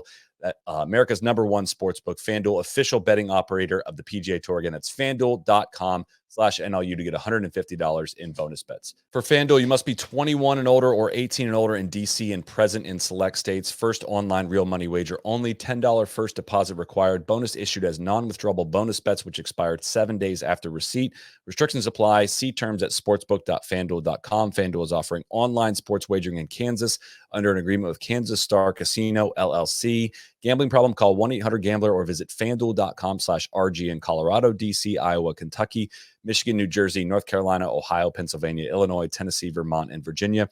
Call 1-800-NEXT-STEP or text NEXT-STEP to 53342 in Arizona, 1-888-789-7777, or visit ccpg.org/chat in Connecticut, 1-800-9-WITH-IT in Indiana, 1-800-522-4700, or visit ksgamblinghelp.com in Kansas, 1-877-770-STOP in Louisiana. Visit mdgamblinghelp.org in Maryland. Visit 1-800-GAMBLER.net in West Virginia, or call 1-800-522-4700 in Wyoming. Hope is here. Visit gamblinghelplinema.org or call 800-327-5050 for 24/7 support in Massachusetts, or call 1-877-8-HOPE-NY or text HOPE-NY in New York. Back to the pod. And that brings us there, and we split off from there. Randy, DJ, and Neil went to St. Andrews Beach, and then TC and I went to Lonsdale Links down the Bellarine Peninsula. We kind of split off to kind of cover a little bit of the Mornington Peninsula, which is where you'll find St. Andrews Beach, and then all the way around. What's the bay there? What's the? I can't remember what the bay is called, but it's just kind of north of the Bass Strait there, where I think Port Arthur or Port. I can look that up. But anyways, we split off to two different parts. TC and I took the ferry over to go play Lonsdale Links, but let's go to St. Andrews Beach first. DJ, why don't you take us there? So real quick, DJ, just so thinking about St. Andrews Beach was our first course last time we went down, kind of a throw-in, add-on, and we thought about, all right, should we play the National? There's like 3 or 4 courses at the National. Got the Gunnamatta, the Moona, the Old, all those. You've got the Dunes down there. You've got Flinders. You got all these different courses, but we kind of wanted to call back, and we felt like we got St. Andrews Beach on kind of a cloudy day. Everybody was jet lagged, and I wanted Randy to see some kangaroos. And this was the place where we figured, you know what? Fly the some banner, kangaroos. my man. We saw Mission them. We accomplished. saw them. They're out there. I also, yeah, there's a lot of, there's an embarrassment of riches of golf courses to try to go to, as we've covered. But I think St. Andrews Beach was worth highlighting for a number of reasons that we'll get into. Like you said, it's going to sound familiar. You saw 9 holes of it in our first ever episode of Tourist Sauce, where everybody's doing the stupid kangaroo flexes and all of that stuff. So a little tinge of nostalgia going back there and kind of seeing that place again with Neil, and then Randy and Cody seeing it for the first time was really fun. This is, of course, the first mainland Australia design of Thomas Doak, opened in 2004, after he'd already done Barnbougle Dunes. I think something that really kind of sums up the place. This is from Doak's little red book of golf course architecture. He says, "My goal is to have as many holes as possible where we don't change the contouring of the fairway and rough. On most courses, that's between 12 and 15 holes that they're able to accomplish that. At St. Andrews Beach, it was 16 or 17. And I think you really feel that out there, in that it is just sitting on the land. It is, let's find the green sites and let's kind of leave everything else alone. And that's really what stuck out to me, is just the terrain of this place. Neil, it's one of our backpacking type of courses. You chose to walk it, which is a decision we can unpack during the Tourist Sauce episode. But does it pay off for me later on? Does that pay off hard for work early in the trip, does that pay off late in the season? Yeah, Who can say? a captivating concept that you can see for yourself how that plays out. Just a really interesting piece of land in 2 ways. One, just interesting in like topography, to up and down and over hills and dunes, and you feel like you're near the ocean, but you're also protected in these dunes. It's just a really, really interesting, like, up and down kind of journey. But then also interesting in that, Neil, we were kind of discussing this, is it's there's not a ton of like defining features, in that you kind of end up leaving, and I don't want to say the holes all run together, because they all do independently. Like, going through the hole by hole today, I'm like, I remember that hole, I remember that hole, I remember that hole, I remember that hole. But when you get off the golf course, it kind of feels like one experience rather than 18 individual holes. And There's no sense of direction. yeah, There's no landmarks. It almost feels like you're playing golf inside like a volcano crater.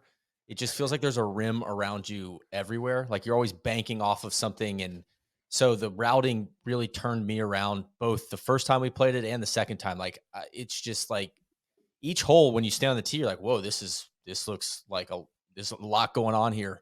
But there's no railroad track. There's no, I don't know, central point to kind of those big give you a sewage sense of tower, direction. Yeah, exactly. And I think, as I was like trying to think about what to say about it, it kind of illustrated a lot of what I ended up feeling on this trip, which I just kind of felt overwhelmed by a lot of the golf in a way that I haven't really felt on one of these trips before. And I think some of that is because, like, the floor of all of these golf holes is so high that ordinarily, you have a couple holes that really pop, and you get to your beer afterwards, and it's like, oh, I can't wait to talk about number 3.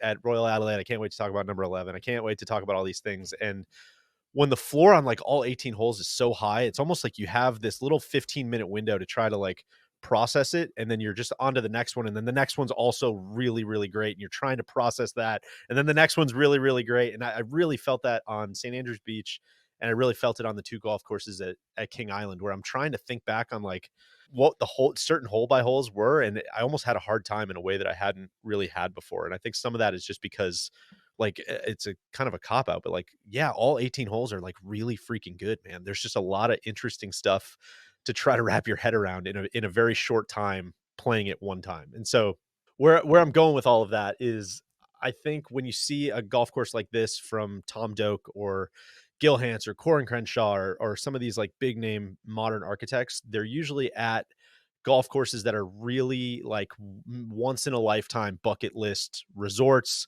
or they're private clubs, or they're places that like you're really lucky to hit them once, twice, 3 times, 4 times, 5 times, like in your entire life, to go see these places.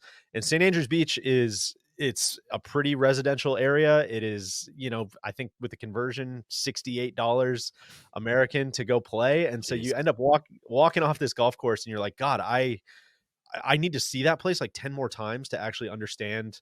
I know it's there. Randy, I was kind of joking. It's almost like the Oppenheimer, like, do you hear the music scene, where it's like, yeah, I know stuff's going on. It's just going to take me a long time to process it. And what's awesome about St. Andrews Beach is that people actually have the chance to do that. Like, you could go out there once a month and go try to like get your arms around that place, because I think that's what it would take. Randy, Neil, I don't know if you guys felt the same way. I'll echo pretty much everything you said. I think what really stands out to the most to me is I feel like I have a great sense of St. Andrews Beach in its totality, but struggling to break down, like, well, remember that fifth hole? What exactly does that do? I'm like, I'd have to like really look it up. In a lot of ways, I was trying to think of a comparison that I've played, and I know it can be a silly game, but it feels a lot like, just in that it's public, it's felt a little bit out of the way from Melbourne. I wouldn't say like scruffy, but it's just got that public. It's not like Royal Adelaide. It's not like Royal Melbourne. It's not like Peninsula Kingswood. In that way, it kind of reminded me of like Rustic Canyon a little bit outside LA. Another place where I'm like, I know like the totality of that and the feel of that golf course, but I would really have to like drill down and remind myself of some of the individual holes. But with all that said, a fantastic experience. Got to get up close and personal, not too close, with some kangaroos, which was a big thrill. We got to see Neil trudge up and down the hills, and honestly, well, I don't know if we want to spoil it. Neil hit one of the best shots I've ever seen in my life on number 10. On number 10. Yeah. So it was just it was a wonderful afternoon. I really, really enjoyed it and was happy to get down there. I think just a tremendous variety of different holes too, in that you kind of feel like you're on your back foot at all times, because you can never quite get something going. There's a lot of like number ones. It kind of sets the tone well, where you can see like the highs and lows of it. The entire golf course is just super, super, super wide. You can hit it anywhere off the tee, but it's the perfect definition of, if you're on the wrong side, like you're not making par, probably. Like you're going to be scrambling for bogey, let alone birdie. Is like, don't even think about it. And number one's kind of this wide open par 5, hit it anywhere, but then also the green is like tucked and almost hidden and blind. It's just a really cool dynamic. But he gives you a bunch of short par 4s to go try to make some birdies, but then he counters that with like, I think number 13, I think I read, was maybe the longest par 4 in Australia. And it plays to that weird punch bowl green that's like the size of my desk. Yeah. And it's just constantly like, every time you feel like you're about to get some momentum, he kicks you back down the slide. It's a lot of joke encouraging you, like, oh, you should use these slopes, and then the slopes don't work the way you thought they would. It's like, oops, sorry, I forgot to tell you, there's a little collection area back here though. And I think some sneaky fine print from Doak. Classic. It's a challenge. It's really challenging. I think that's Watch out, Neil, he's going to email you. He might. He's got. I feel like Doak's got a lot of fine print with his mounding of like, yo, check this out. Use this. And that's what I think is my overall takeaway, is like, when you only get one crack at a golf course like that, you end up leaving kind of like unfulfilled and like, man, I don't know what that was, and I couldn't quite get my arms around it, and I played bad, and I would do this differently, and blah blah blah. But like, man, I wish St. Andrews Beach was 15 minutes from my house, because I would play there once a month and like try to figure it out. Yeah. And so that I can't think of a bigger compliment than that. I mean, I have to assume that's what he's going for, right? Well, and another compliment to it is Mike Clayton lives like down the road, essentially, from like one of the world's great like golf course architect critique golf nuts there is. He says he goes out there and plays all the time. Like the dude that like I kind of model my mental approach towards understanding golf courses after, like, wants to go play that one all the time and try to like unlock it. Like I think that's super cool. Professional golfer, like truly one of the great golf sickos of our time. And I just found that interesting. The importance of playing the correct tees too. It would have been very easy, I think, looking at the scorecard, seeing the white tees were 5,600 meters. The blue tees just over 6,000 meters. I think at a lot of places, DJ and Neil, we've been like, we should play the blues, like 6,600 yards. But man, like just over 6,100 yards from the whites, which we did end up playing, thankfully. That was more than enough golf course and a total test for the three of us on that day. Weird routing, only 2 par 5s on the course, 4 par 3s coming through, and quite a few of those par 4s are reachable. You know how we talk about like modern day architects, and there's like these lineages, and if you look at like the Pete Dye side of it versus like the Fazio side of it, and like you'll find a Doak in there, and you'll find all the other, Bobby Weed and everybody else has kind of come down the Fazio side. And if you look over, this reminded me so much of a Strands design. And it's one of those things, these where you talk about like being able to go play it all the time. It was so much of like Tobacco Road and Bulls Bay and Royal New Kent, where it's like, for me, a guy who played Tobacco Road a lot, like people show up there for the first or second time and there's so much pushed up stuff. And you're like, oh my goodness, it's overwhelming to the senses. But really, there's just one shot that he wants you to hit. And Tobacco Road is like one of the easiest scoring courses you can possibly find once you figure it out. And I think St. Andrews Beach is asking a lot of those exact same questions. It would be, But doing Neil, it naturally Yeah. instead of Yeah. pushing stuff up. exactly. Yep. It would be one of those places, Neil. You always say this about Pacific Dunes, but like, if you went out there and you careered it at St. Andrews Beach, like that might be the ultimate feeling. Yeah, you feel for great. sure. You're like, Yeah. damn, job well done. Both just from a physical standpoint too. If you were walking, you would certainly feel that way, Deej. The mind games that he plays on 14, that drivable, it's like a dogleg right, but you're up on that like plateau, Yeah. drivable par 4, and you're like, oh, I totally got this. And then just from a slight elevation change, the next hole 15 being like, this is the same length. Yeah. And you Right. don't even realize it's like 100 yards further, and you're like, what the hell just happened, man? Yeah. Like, this is not even close. And a great finish too. 16, that like hero par 3 straight down the hill. You guys, I'm bummed you guys missed the back 9, Solly and Tron. I know we only saw the front 9 last time. Back 9 was really cool. A lot of really fun stuff going on. I'm going back down. I'm gonna go back down. Hell yeah. But he's got to go twice. He's got to go back and not even play, Every and year. then also go back and play. Exactly. Take us to Exactly. Lonsdale Links. Oh my gosh. I really wanted Solly to see this place because I think it affirms a lot of what we say about distance isn't the answer necessarily. I think thoughtful design is. Like this place is, it's kind of, it was built back in like 1920. Vern Morecambe, the greenkeeper who was one of Mackenzie's kind of proteges. He and his brother Mick was the greenkeeper at Royal Melbourne, but Vern was at Kingston Heath, and Vern founded it and basically did the initial design. They bought some land, they sold some land over the years, and in the late 2010s, they ended up buying basically selling some land near the clubhouse, and then buying some farmland and kind of doing a swap there, and funded the club here moving forward. So they brought in OCM, not OCCM at this point, just OCM. Clayton had dropped out, and it's from the tips. Who It's is OCM 5,500. for listeners? That's Ogilvy, Cocking, and Mead. And Jeff and, Ogilvy, Mike Cocking, and Ashley Mead. Ashley Mead. That's right. Yeah, and Mike Cocking is like, we'll talk about him quite a bit with Peninsula Kingswood. Here's a move along, but they basically were charged with, hey, reimagine this place, figure out how to make it sustainable for the future. And it feels like one of those places we wanted to showcase some public, some truly public golf around Melbourne. And I think this place definitely fits that bill. There's Barwon Heads down the road that's extremely private and wouldn't be out of place on like the Northwest English coast. And then there's 13th Beach down the road as well. That's a great golf course. They've had plenty of pro tournaments there. You got Port Fairy 3 or 4 hours down the road the other way. We thought about going there, but we said, you know what, Lonsdale Links, like let's dig in on this place because it's like template holes that they did in some spots. There's some non-template holes as well, or there's some original stuff, but you start off, it's 5,500 meters from the tips. It's a par 70. And at no point, Solly, correct me if you feel differently, but at no point do you feel like, oh man, this place is short, or this place is gimmicky, or this place is contrived, or it's not challenging me.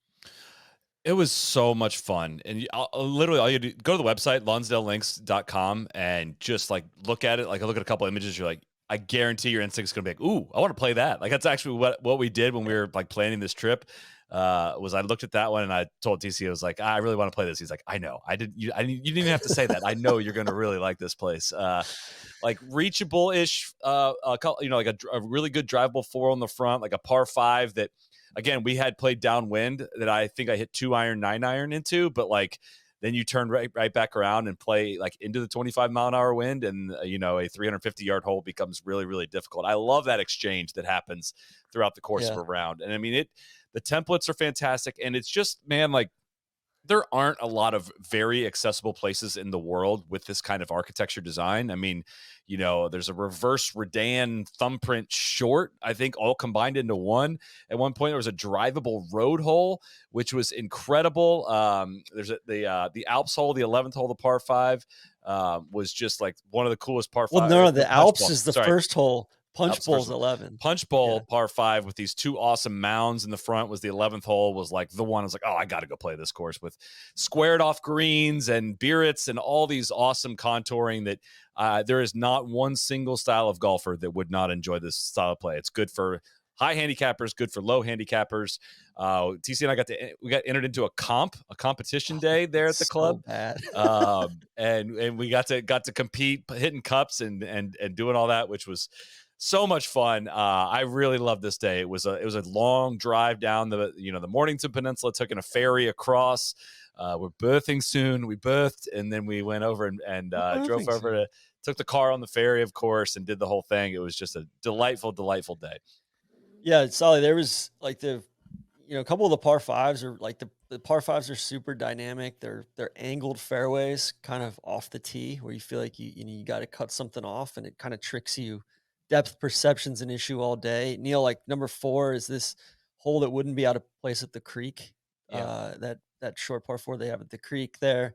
They've got an Eden hole, the 11, number 9's cool. And then, Solly, like you said, the Punch Bowl's awesome. And then the long hole, I'll shout out the shot that you hit into that green. I was hoping you'd mention that. I didn't one want of to the bring best, one of the best shots I've ever seen you hit before. I can't wait to see that on video. Samfire's number 15, like that's an original hole, and you can play close to the hazard. There's a lake that you have to clear, and you can play close to the hazard, or you can bang one up the right and kind of play for distance or angle. It's brilliant. The drivable road hole, maybe the most fun concept ever anywhere. Sick. It's OB long left. Big road hole bunker there in the middle. And then 17 and 18, like 17's not crazy long, but it's just really, really tricky green, and you can't tell where the pin is. And then 18's got the Oakmont Church Pew bunkers. It's a weird clubhouse. They built like this ultra modern clubhouse. Really nice. Really nice. Yeah. Reminded me like a Korea. Great yardage book. Like they did all the design stuff, right? Like the marketing materials and everything. Great website, all that. But it's truly, I think Jeff Ogilvy, I don't know if his parents or his grandparents lived down there. So he played a bunch down there growing up as well. And you could tell there was a personal connection, and they really put a lot of care and consideration into every element of that golf course. And there's parts that wouldn't feel out of place in the Texas Hill Country. And then there's parts that you feel like you're very near the coast, and it was very, very windy, but super playable. And like, I immediately want to go back. I'm like, how did I get beat up by that golf course so much? That 5,500 meter golf course. And then we went and got some pies at, the meat pies. Yeah. What pins and pies. Yeah. I think it was voted best pies in Australia a couple of years running.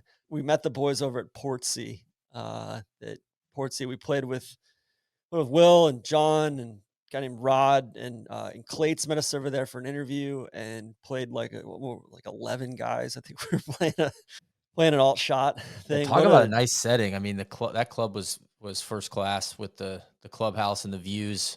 Felt like a bit more of a vacation destination. Yeah, that's basically their Hamptons down there. Yeah, I mean, that's so there's Sorrento, there's Portsea down there.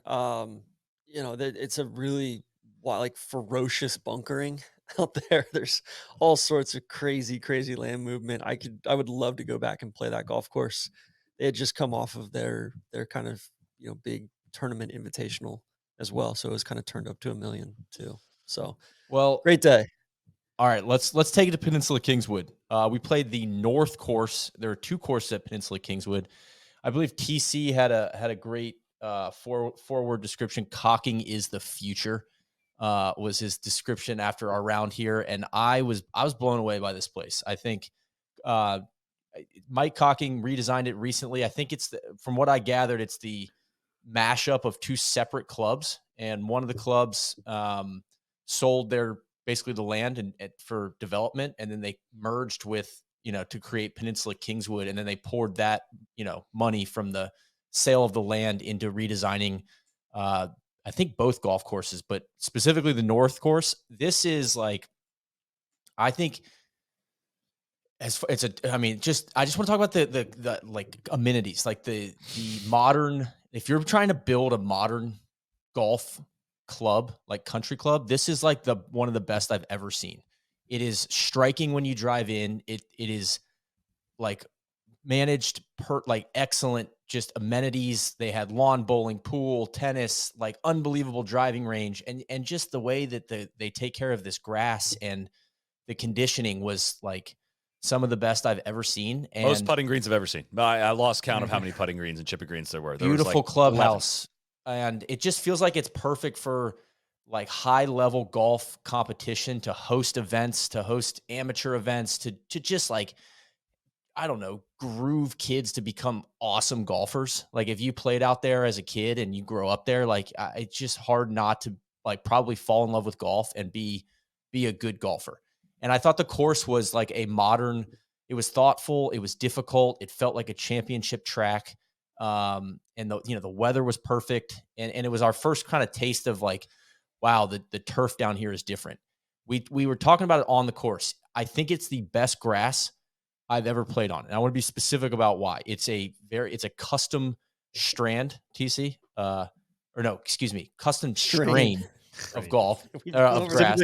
Specifically the greens. It is named Pure Distinction. And it was a offshoot of Augusta's bent grass, like I kind of like some almost weed that they don't want, that was cultivated and created. The greens under your feet, and they look like pool tables. They look firm. They feel firm. They sound firm. But then I've never seen the ball react where there were like 5-6 shots hit by all different ones of us with different, swing speeds and everything that would two hop and then zip back 5 feet. Right. So you get the firmness, but you also get the reactivity, on your approach shots. And the greens were lightning. As far as putting goes, they had the bunkers, cut into the greens. So you get a little taste of that look, that sandbelt look, which makes a lot of the green sites look just really like appealing. So the look of this place was just first class. I'd say I'd call out a few holes, memorable holes for me. Number 8, a reachable par 4, which I really, really liked. A fun hole. And then number 5, I think it was par 5, another Mad Max, big dog leg left, and then the city comes into view. I thought that was a really fun hole if you can get a ball moving right to left. Very frustrating hole if you don't. And then I think the 11's green site was like probably the most striking to me, with awesome bunkering. Again, bunkers cut in, greens cut right into the bunkers and kind of sits flat, but just the light for us is starting to get good at this hour. And then 12 will be a bit of a lightning rod, which was a very difficult hole. 13 had awesome short 4 with great bunkering from tee to green. And I thought very strategic. You had to be very thoughtful about where to put your, put your drive or your tee shot. You could hit anything from 7 iron to driver there. A lot going on. And then just want to call out 18. You come around the corner, dog leg left, you come up the hill, and I had a, gap wedge into this amphitheater green with this beautiful clubhouse on the right. And it just feels like a place where a high level golf tournament should end, with a, crowd of people in an amphitheater, watching some high level stud, do something crazy. Potentially the best member guest, just 18th for sure in the world. Just like just an intimidatingly cool place, and all the way around. And if you come in and you hit that shot in front of those people, in front of that clubhouse, you gotta earn your trophy there. And I guess it kicked off another thing that I thought was very unique that we experienced the last 3-4 days of the trip, is that nobody seems to play golf in the afternoon in Australia. And it's summertime. This was probably a Wednesday or Thursday afternoon. The place would be jammed. It'd be people trying to squeeze in 9 holes, in the US. And it's just like, we don't really do that here. So, I mean, lucky us, I felt like we got world-class golf courses all to ourselves in the Megalite. And this shot into the 18th hole was like my first taste of that. And that's something I'll remember about the whole trip, but this course specifically for a very long time. That was a Monday, to be clear. A Monday, sorry. Lose track of time down under. In Australia. It was but in America, Sunday. it would have still been Sunday. Exactly. So I was way off. But anyway, anybody, please jump in.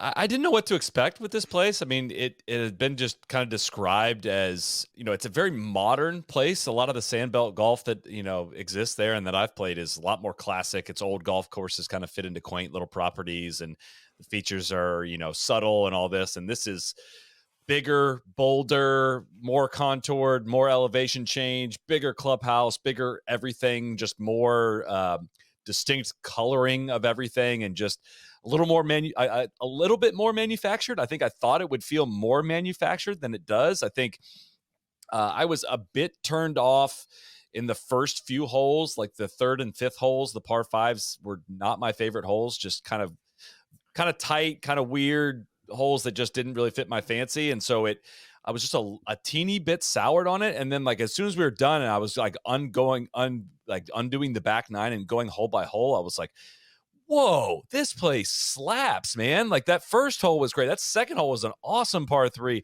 4 was really good now that I think about it. Gosh, 6, that uphill par 4 was sweet. 7, that par 3, that was really, really cool. 8, the drivable 4, man, that was awesome. And you just keep going. That little lowish part of the property from 11 through 13 was just fantastic. The 17th hole, that par 5 was awesome. I freaking love this place. I want to play the South Course. I want to go back and play the North again. And again, I could go back and hang at PK and not even play golf, TC. I could go lawn bowling. I could do all kinds of things there.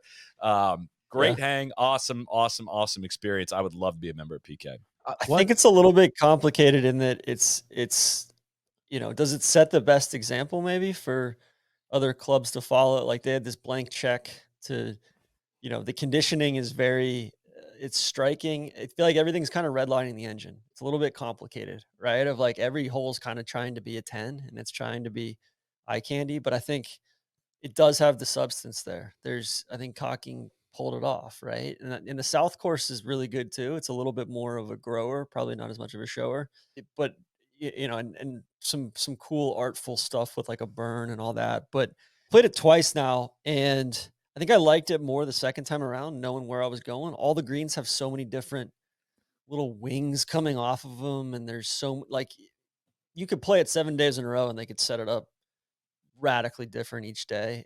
You're almost playing a different golf course. It doesn't have necessarily the personality of some of the other, sandbelt courses. It's not really it's like sandbelt adjacent. It's farther south down the peninsula, down in Frankston. And it's kind of like I would equate it to like just this spectacular condo, like high rise penthouse condo. Yeah. I was like, it's as you're describing that, I'm like, it's like a sports car. It's like exactly. an unbelievably high-end sports car. The reason I liked it on this trip so much is like, do I need all that? No, I go play Bondi every day, or something scruffy. But it speaks to what I loved about the trip of the diversity of golf, right? Like it doesn't have the history and tradition and maybe not the charm of the other places that we're going to play. But it's not trying to. But it's not trying to. Yeah. Exactly. Yeah. And the other thing I just want to I forgot to say. The reason I brought up Cocking first is because he grew up there. And so I think it's a really cool storyline to see a guy that grew up learning the game, loving the game at this club, and then he gets the chance to redesign it. And I could feel like the pride and the care and the love. He was out there for a few holes with us. And I think that's a really cool story here too.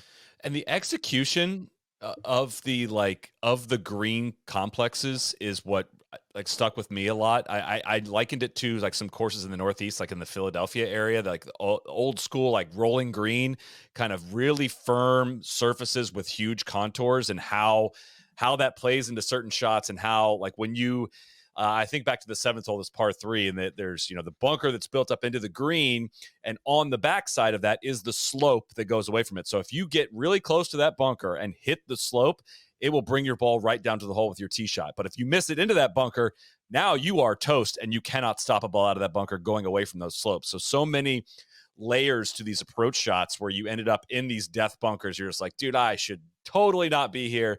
This is 100% my fault, and now I'm toast.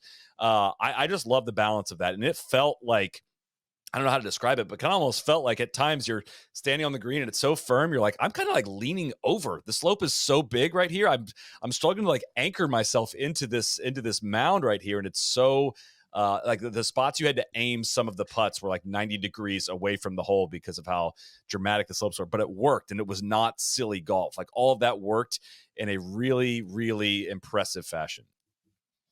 Yeah, it's extremely thoughtful. I think there's some holes, like some of the holes that aren't even necessarily the most spectacular per se. Like was it? Is it 10 with that green that kind of goes away from you, long par Dude, I was four? And so tripped out on that hole, like thinking that pin was like sitting up on. It looked like it was on a dinner table shelf right there, and you got up and you had 50 feet in front of you. I was like, God, that's awesome. yeah, and it's I think Cocking's very, like you said, he was sitting there dreaming this stuff up since the time he was a kid, and then becomes an architect, and then gets a chance to do all this stuff. And so the substance is there, and everything's super thoughtful. It's just a matter of, as the golfer, there's so much to look at, and there's so much drawing your eye, and it's almost sensory overload a little bit, especially on your first time out there. And I mean, Cocking's going to be a name for, you know, core golfers are definitely very familiar with him, but between his Medina restoration, or I should say renovation, because that's just a full scale renovation, and Ogilvy and Ashley Mead as well. But like the Fall Line Club that he's doing south of Atlanta, there's going to be a Heathland style course and a Sandbelt style course there. Like this guy he's legitimately like a genius. He's on a track similar to a Bill Core, Tom Doak, Gil Hance kind of thing. So prepare to hear a lot more about Mike Cocking over the next 20 to 30 years. 2 quick comments. Mid-handicap check-in, uncomfortable course. I thought the bunkering is such that you just it's got a way of just being a magnet for golf balls, for me at least. You just have to not only start the ball on good lines, but the finish lines have to be precise. It's a good kind of gate check for, are you actually playing good golf or not? I play bogey golf, so I'm not as good at golf as maybe I was thinking. Some wonderful vistas. That aforementioned shorter par 5, number 5, you can see downtown Melbourne from the tee box. I love stuff like that. And then finally, number 12. It's a sick hole. It's decidedly a bad fairway, and I won't hear otherwise. There is really no way to keep the ball in the fairway off the tee, which is sick. But it's then bad. Like would it be convex or concave? Convex, like just peak in the middle of the fairway, running balls either left or right into the rough, and then you got to hit uphill into a green with runoffs on the like death on the left and behind, and a tough bunker front right, and it just looks like you're trying to land it on a teacup saucer up there because you're hitting 7 or 8 iron out of the rough. It's awesome. I mean, it's awesome, but yeah, it's like probably too hard. Would like to see if I wonder what JT would think of that hole. And then like 13. I don't know how you're supposed to play 13. Do you lay up? Do you go for it? I think you lay up, but you have to be really thinking about it. It's not just like hit 4 iron. It's like, okay, I'm gonna thread a 5 iron in between these 2 bunkers, because there's like bunkers you have to carry, and then there's like pretty, then the hole kind of dog legs gradually to the left, so you run out of fairway if you're on the wrong line. I like that kind of short 4. I think it's one of the best member courses in the world, right? Where you like, if you have unlimited spins to just unlock this place and figure it out and get different looks every day, and where you can miss, and like it's like Randy. I bet if we gave you 5 rounds around there, you figure out, hey, here's my off ramp if I'm not playing well, or here, for sure. Or you would quit. Or yeah. No, it's just like fairways, greens, but it just requires a level of precision that every now and again, you play a course, and for me, it's like, oh, I just don't possess that precision really day to day, and it's a fun challenge. But yeah, I would love like more cracks at it. It would definitely be a course I would play often. There's spots that feel like you're at Splash World almost a little bit. I'll also ask, if you have 11 practice greens, do you really have one? That's a good, fair question. That's not an accurate count. That's my estimation based on just driving by them. There's a lot. Incredible, complex. Neil, I wish if I was going on, like, guys, we're going to go on a golf camp. We're going to set up a 6-day golf camp. We have Peninsula Kingwood had agreed to host us in those beautiful little chalet cabin things they have down there. We could work on our short game, pitching and chipping down there whenever we want. A phenomenal driving range, and we would be like the best place in the world. It's just the facilities are outrageously good. It'd be like going to space camp. For sure. Deej, I can't remember if it was you or TC, but you made like kind of the sports car reference. And not to spoil anything, but in our group, the one that I was filming, Solly, you had the opportunity to kind of, pull your minivan up against a young sports car and see how they compared out of the block. So again, without spoiling anything, Well, how is it with Jasper out We there? got to play with Jasper Stubbs, who is the Asia Pacific Amateur Champion this past year at Royal Melbourne. We'll be playing in the Masters. Well, actually, just played in the Masters if you're listening to this now. But they kept the guys kept like instigating me, like trying. I was playing pretty well coming into the trip, and they kept like trying to humble me. So they pinned me up against Louis, the runner-up club champ at Royal Adelaide. And I don't want to spoil anything that happens with that, but they were also like, all right, why don't you just play like this dude who's probably about to turn professional? Why don't you play him straight up on his home course? So I got to play Jasper straight up at PK North and watch what it's like for, he got to play the one-up tees too, which I'm sure he was delighted about. And got thrown to the wolves a little bit for that, but it was very fun to play the course through his eyes, or watch him play the course and watch what execution looked like on some of these shots, make it all look quite possible, because it can be really visually intimidating, to Randy's point. And just like when you have somebody next to you just striping it, it's like, okay, guess I just got to do that. But he was great. I greatly enjoyed playing. It's a supermodel. The course is a supermodel. With some personality, though, right? Like once you get to know her, like it's not, there's stuff below the surface there. More than a pretty face. So next stop was Cape Wickham. We woke up. This was Tuesday morning, and we flew down to King Island. We went to Moorabbin Airport, right there next to Kingston Heath. Hopped on a great little plane. Emphasis on little. I think that was one of the bait things. and switch. This was not. Yeah, I was gonna not cool. No. For weeks leading up, Randy kept being like, "Hey, it's not the same plane, right?" Like, no. For sure. No, I'm pretty sure it's different. Like, no, this is a bigger jet. No, I said it was this will be like scheduled the one air we took up to service. I said it Lofoten. was Cody literally said this is a jet. We're scheduled taking a airport. jet. There is what Cody told us. Yeah. Did you know that we were not actually fine. taking a jet, Cody? It's 2 engines. Of course. Of course I did. That thing was we're smooth fine. up and down. No issues with And that I don't plane. listen, when you think of like little planes, I think people think of like, 3 little seats in the back. Yeah. This is a big, This is a dual school engine bus. plane. Yeah. Plenty of room, big. Wow. Anyway, King Island Airlines. could Our take pilot that was offline. awesome. He brings us in, does a loop of the lighthouse, so we get to see that before we even land. We land.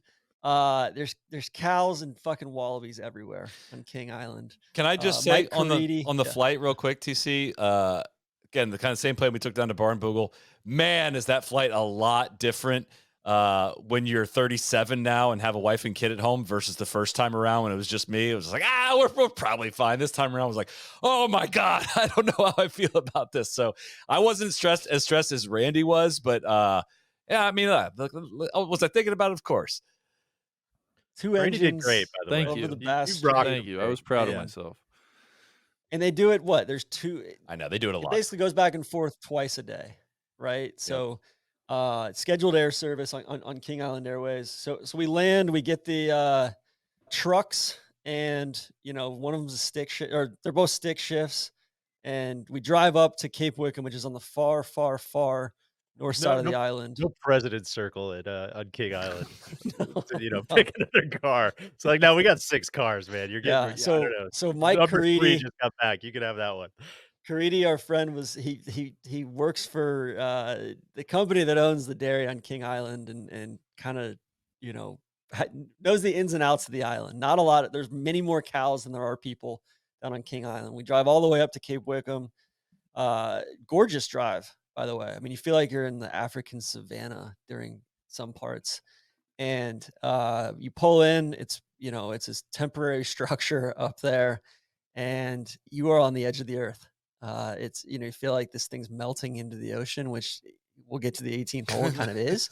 Uh, you see this massive, massive lighthouse. I think it's, if not the tallest, one of the tallest lighthouses in the Southern Hemisphere that kind of stands watch over this really treacherous coastline that looks out over the Bass Strait and it's Disappointment Cove and all sorts of Disappointment Bay, yeah. shipwrecks and Disappointment. Disappointment Bay, all sorts of shipwrecks and everything out there. So I think to start out, we had an atypical wind that day. So the wind typically comes off the west southwest. It was coming out of the northeast for us. So it played very opposite to how the course was designed to be played. It's been ranked in the top 100 in the world for a long time, really since it opened, and it's since dropped out here in the last iteration of the rankings. Ryan Morissette said it was, quote, too windy, which, I would say Cabot St. Lucia just got into the top 100. It's not even open yet, which I don't know how that works. Is Cabot St. Lucia not crazy windy as well? Like wind is a fundamental part of golf, and we had an atypical wind, so probably like it was an extremely windy day, and we had an atypical wind, and I still greatly enjoyed the golf course. Didn't feel like it was unplayable, or there were a couple holes I didn't really care for, which we'll get into. But I don't know. I have trouble with that windy site criteria, I guess. So it gets off to a really, really cool start. Number 1, 2, 3, one is this really cool par 4, shorter par 4. You can kind of hit whatever you want off the tee there. And then 2, kind of a varying angle. And then Just quick on one. Like this yeah. is like this is like Sheep Ranch. I mean, you are up on this cliff edge, kind of going away, kind of north, kind of going northwest away from the clubhouse, and this one little cove with this kind of like the 16th green at Bandon Dunes on that opening green, just sitting way out on this cliff and bluff, and you're introduced immediately to like this. The greens are a little bit furry just because like you're on an extreme site, like a really extreme site with a ton of wind, and you can't, you can't grow it up or get them too quick or balls won't stay on the greens to this. And you're like, there's just nowhere to hide from the elements. Like it is just so exposed out there, and the wind just absolutely whips on this cape. But just such a freaking strong, especially the images that you'll see from like later in the day when we are like done eating and stuff, like of the sun hitting that first hole. Like it's a banger opener, those first several. Important context too on the wind, just before we get into these two golf courses, is what also exacerbates the wind is that if you miss the fairway, you're in this marram grass that's filled with like the most poisonous snakes on planet Earth. And so it's not quite like Scotland or Ireland where it's like, oh, just fucking hit it anywhere and like you'll find it and just hit it back to the fairway. It is kind of a like every hole's basically OB on the right and the left. It's very wide though. It is very, very wide. It's extremely playable. I I felt like it was wider than far fewer golf balls than I brought with me, but it's just it's important context that you are thinking about that on each hole. A lot of those left just for safety, and that's why we, again, for this and Ocean Dudes, we say take the carts because they have the venom kits in the carts, people. What is the venom kit? It's not an anti-venom at all. It's just a little tourniquet in there, so it doesn't fall up your vessels and get to your heart. And it's a note with the scorecard. If you get bit by a snake, lay down. Just lay down. Call us. And it's like, well, what are you gonna do when I call you? Cool. Be like, oh, it's over, mate. Oh, yeah, right. Snake bite. Hey, all right. I don't know if there's much. I mean, we saw a snake on the first hole, left of the fairway on the first hole, and I was like, oh, okay, cool. Like I hit one on the very edge of the long grass, and I'm fucking terrified to go hit my ball. There's snake holes though. Like there's just snake holes everywhere, enough to be like, dude. I can't imagine building this golf course. No. I mean, Mike DeVries, Darius Oliver, and apparently it's bird eggs. It's a bird nesting area. But when I was out there, it's like, because I'm not seeing a lot of little critters other than wallabies. I don't think these eastern browns are taking down wallabies, but maybe they are, A lot of feathers flying around though. Yeah. Whatever those burrowing birds out there, there are holes all over the place. They're just munching on eggs. Yeah. I thought, I've seen big. 1 and 2 are really cool. I thought 3 was spectacular par 3, kind of razor's edge green there. 4 was a beast. Randy, you had a snake encounter Oh my God. there on Yeah. 4. Same I thing. think we took dangerous animal relief there, right? For sure. Like offline, my ball ended up in some long rough, and you're going in very nervous, haven't seen that snake on the first hole, and I see the ball and then curled up, not Cody, not 3 yards away from where my ball is. It's just this snake just curled up right there, and it's like, man, screw this. I don't need this, guys. Just tough start to a round of golf, honestly. It's worth emphasizing when we're talking about the wind. This was like like the 3 windiest mile an we've hour. ever seen at in a tour sauce day, aside from the Ballybunion like bonus holes that we played. I mean, it was like close to unplayable. Like another 10 miles an hour. I don't know if we could have played golf on this day. And out of the direction that's Right. like what, a week a year Yeah. is what it's like. Oh, you And I got that think- wind? Like, oh man, that's just not really. And they were saying supposed this to was a happen. strong wind even for Cape Wickham. Yep. Like it's like this was an atypical wind. Like it'd be one thing if this was the wind like every day up there, and it's not. So I think some of these holes I'd love to see, like 5 drivable would downwind, but I would love to have seen it into the wind, right? Or 6 cool par 5, like great double fairway. I think I like 9. That's one of the craziest holes I've ever seen anywhere, like on planet Earth. I still large. haven't quite wrapped my head around that. There's like these 3 catchment bunkers up the right, par 5, and then you just hit one out there, kind of blind, and then you lay up down the left because like I couldn't hold a wedge into the screen, much less trying to get one down there. Long is dead, short is dead. I don't know. I struggled a little bit with that hole. Just it's like this Mad Max Fury Road, kind of dumping off into different catchment basins down the hill. Listen, and DeVries, then he lives on the edge, and It's reactionary I architecture, think that DeVries is fearless sometimes, and that can get him into a little Totally. bit of trouble. But I appreciate what he's trying to do, and he's going down swinging on some of these holes. It's I think spectacular. The highs are really high on this course, and the lows are really low. I think. I mean, like I thought 9 is just not a good golf hole. Like I don't know what. Which you is do with how that.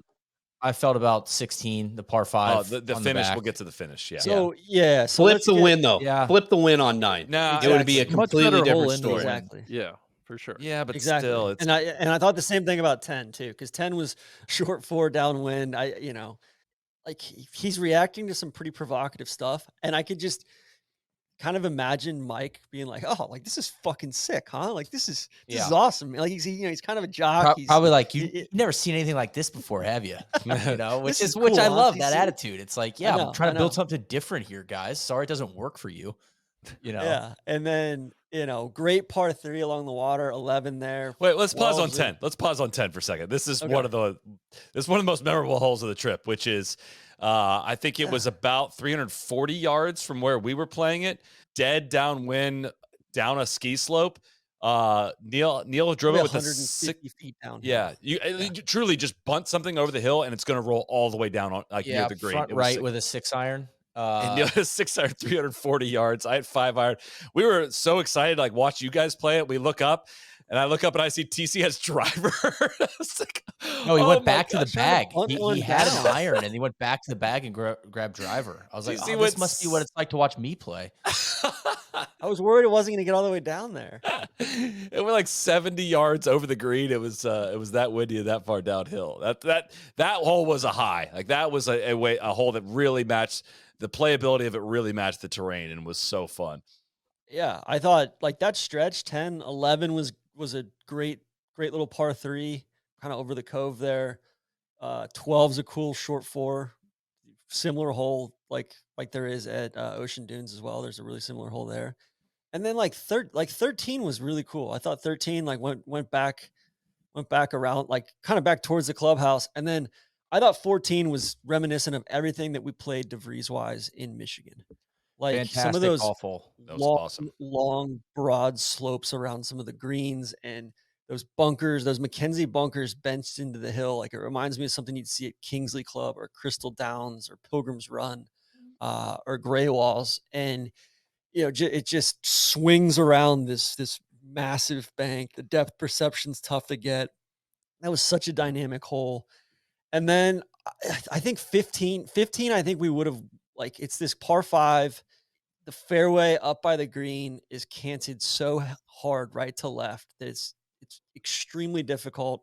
Like you have to use the fairway and the slope, and the wind that we had was blowing straight down the slope. So I think that made it extra difficult, and the hole didn't make as much sense. And I think this is one that if we replayed this hole with the normal wind that they have out, out of the left side, I think that hole would have been a lot more dynamic. What do you guys think?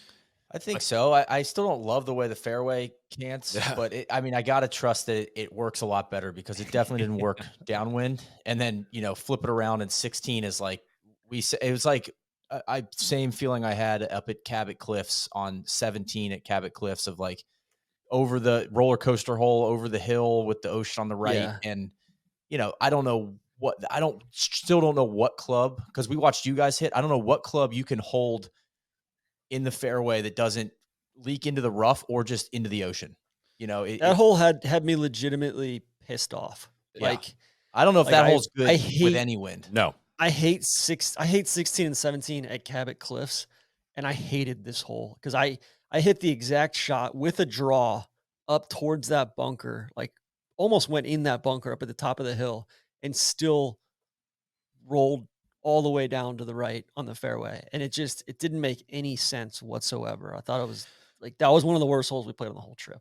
Honestly, like I really enjoyed Cape Wickham. The highs are that high, like I said, but it gives you like the most, again, combined with the wind we got, the most sour finish. Like 15 through 18 were, 17 was a fine par three, like kind of didn't hate, didn't love, but like 15, 16, and 18 were just kind of like almost all ball and pocket holes. And it just felt like, and I have no idea on the history, but you're playing back out on this separate part of the property. 14's on this part of the property too, and 14 is sweet. But once you go away from there, you're going out towards this lighthouse and then back along the coast for like these photograph holes, like that are right on the coast, right on the water, beautiful, play really great on a flyover.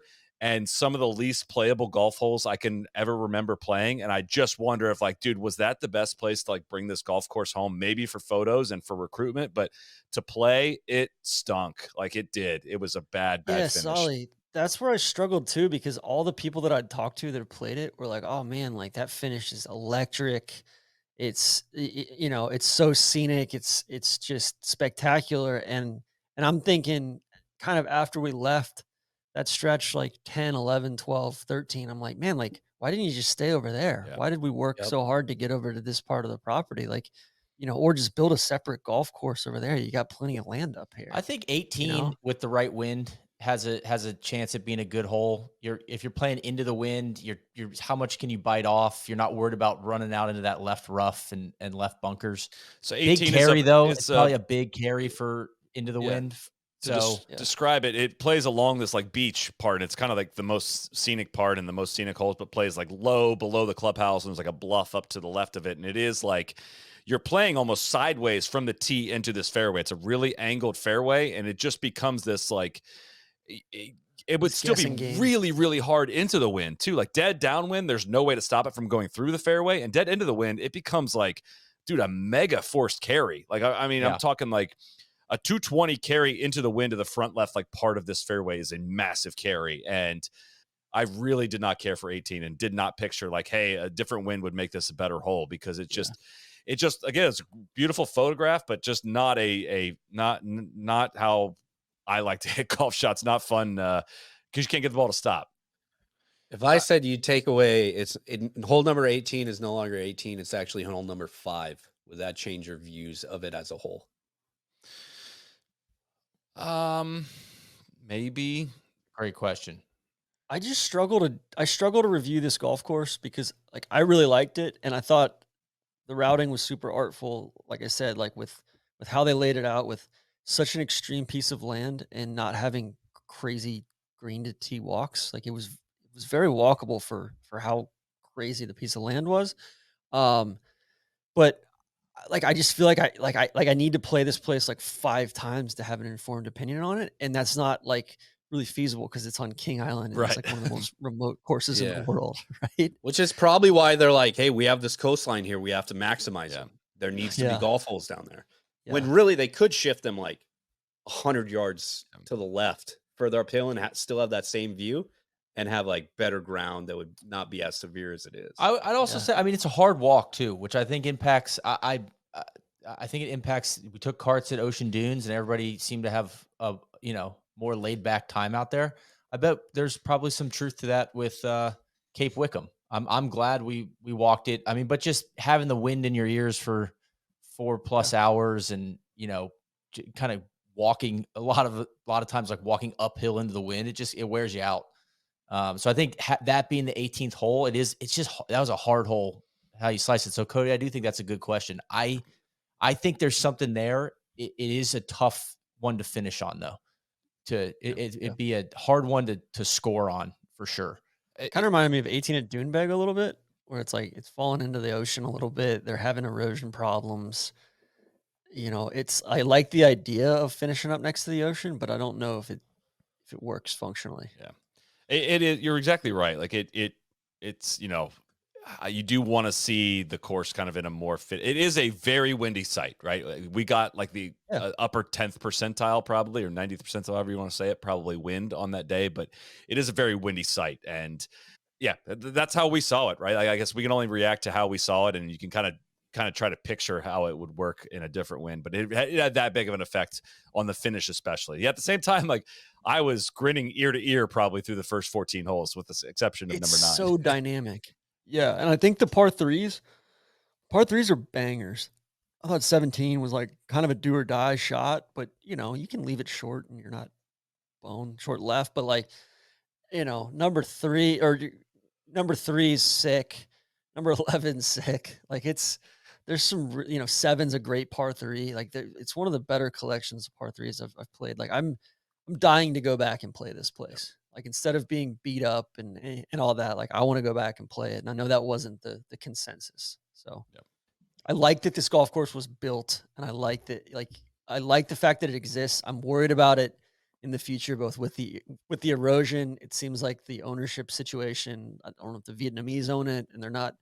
I don't know if they're investing in it or whatever. And it feels like Ocean Dunes has always been like struggling for resources and everything, and now Cape Wickham seems to be kind of, faltering a little bit. And Ocean Dunes, they're planning on building cabins and building stuff and kind of investing in it. And so, like, listen, like golf on King Island is sweet, and I hope that it continues to rise up because the little 9-hole course on the island's sick too. Oh my gosh, We're we played a few holes out on the Muni, and it, like, holy shit, was that place cool. I mean, just kind of honesty box, kind of that whole deal.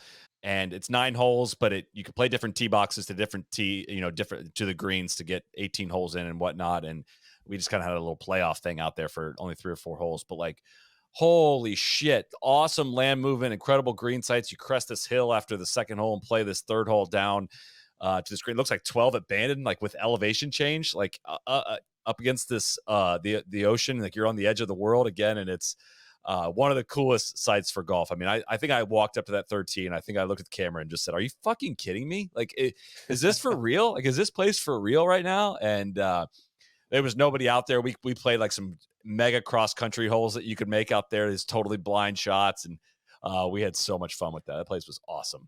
We're gonna get to Deej and Ocean Dunes here in a second, but I think the biggest thing on these 2 golf courses, including like the little Muni that Sully just got done talking about, is the differences in ownerships and like what that actually means. And we talk about like, why doesn't Ocean Dunes kind of get the love that Cape Wickham does? That's 100% just reflective of a marketing budget and the lack of resources that Ocean Dunes has been able to put out there and to get people in. Because if you're going to King Island, you better be playing both. Yes. Because if you're just going for Cape Wickham, you're missing like 60% more enjoyment that you can have playing this game over at Ocean Dunes. And I think that's like the biggest, the scary part about this, because there truly is like, everything going on down south that they're looking at their tourism industry potentially getting like extremely pinched here. Are you all right, Solly and Neil? I'll ask you guys this: would you rather go to King Island or Barnbougle? I would rather go to King Island, and I think Barnbougle, Lost Farm are great golf courses, but I think they are modeled on a lot of the resorts that we could find here in the United States, and the experience is going to be similar in that you're going to be eating on site, you're going to be staying on site. I thought this was a really good change up for two independent golf courses that you're going to play kind of in tandem, but our accommodations is like the best Airbnb I've ever seen. Yeah. And just the feeling of being like in a true, like, I don't know, a real place, I guess, for lack of a better term, and not like a golf theme park. Is something that I'm really drawn to. So maybe not as convenient, and there's going to be a lot more planning that goes into it with the flight there and renting a car and things like that. So it's probably not for everyone, but I would say I would go back to King Island before I went back to Barnbougle. Solid. I agree with everything that Neil said. I worry on all these scenarios. I almost always answer the more recent one that I've been to. Like, would you rather? It's always the recency bias. So, Barnbougle and Lost Farm, I think over time we've tended to like downplay somehow on this. Those places were awesome. I had such a great time on that leg of the trip. If I was with a group of guys and we could stay in that Airbnb again, which we should talk about as well, like, it was a more of an adventure, and it was like a feeling of like, yeah, the golf courses to yourself thing was really valuable and really a fun part. But honestly, it'd be 5 and 5 right now if I had to split them. They both have very different offerings.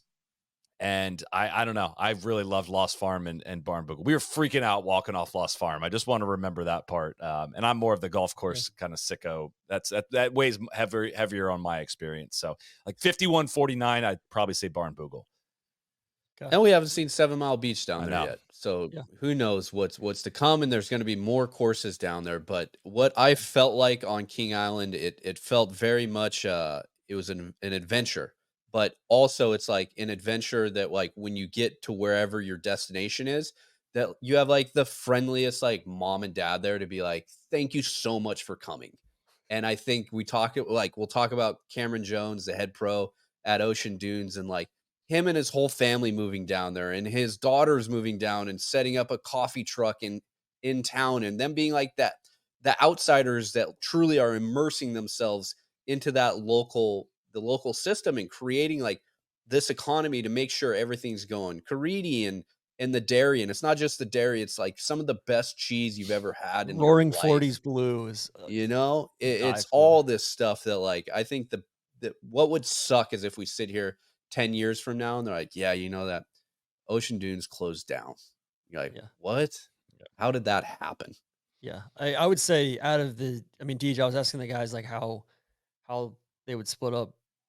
Would you rather go back to Barnbougle or, King Island?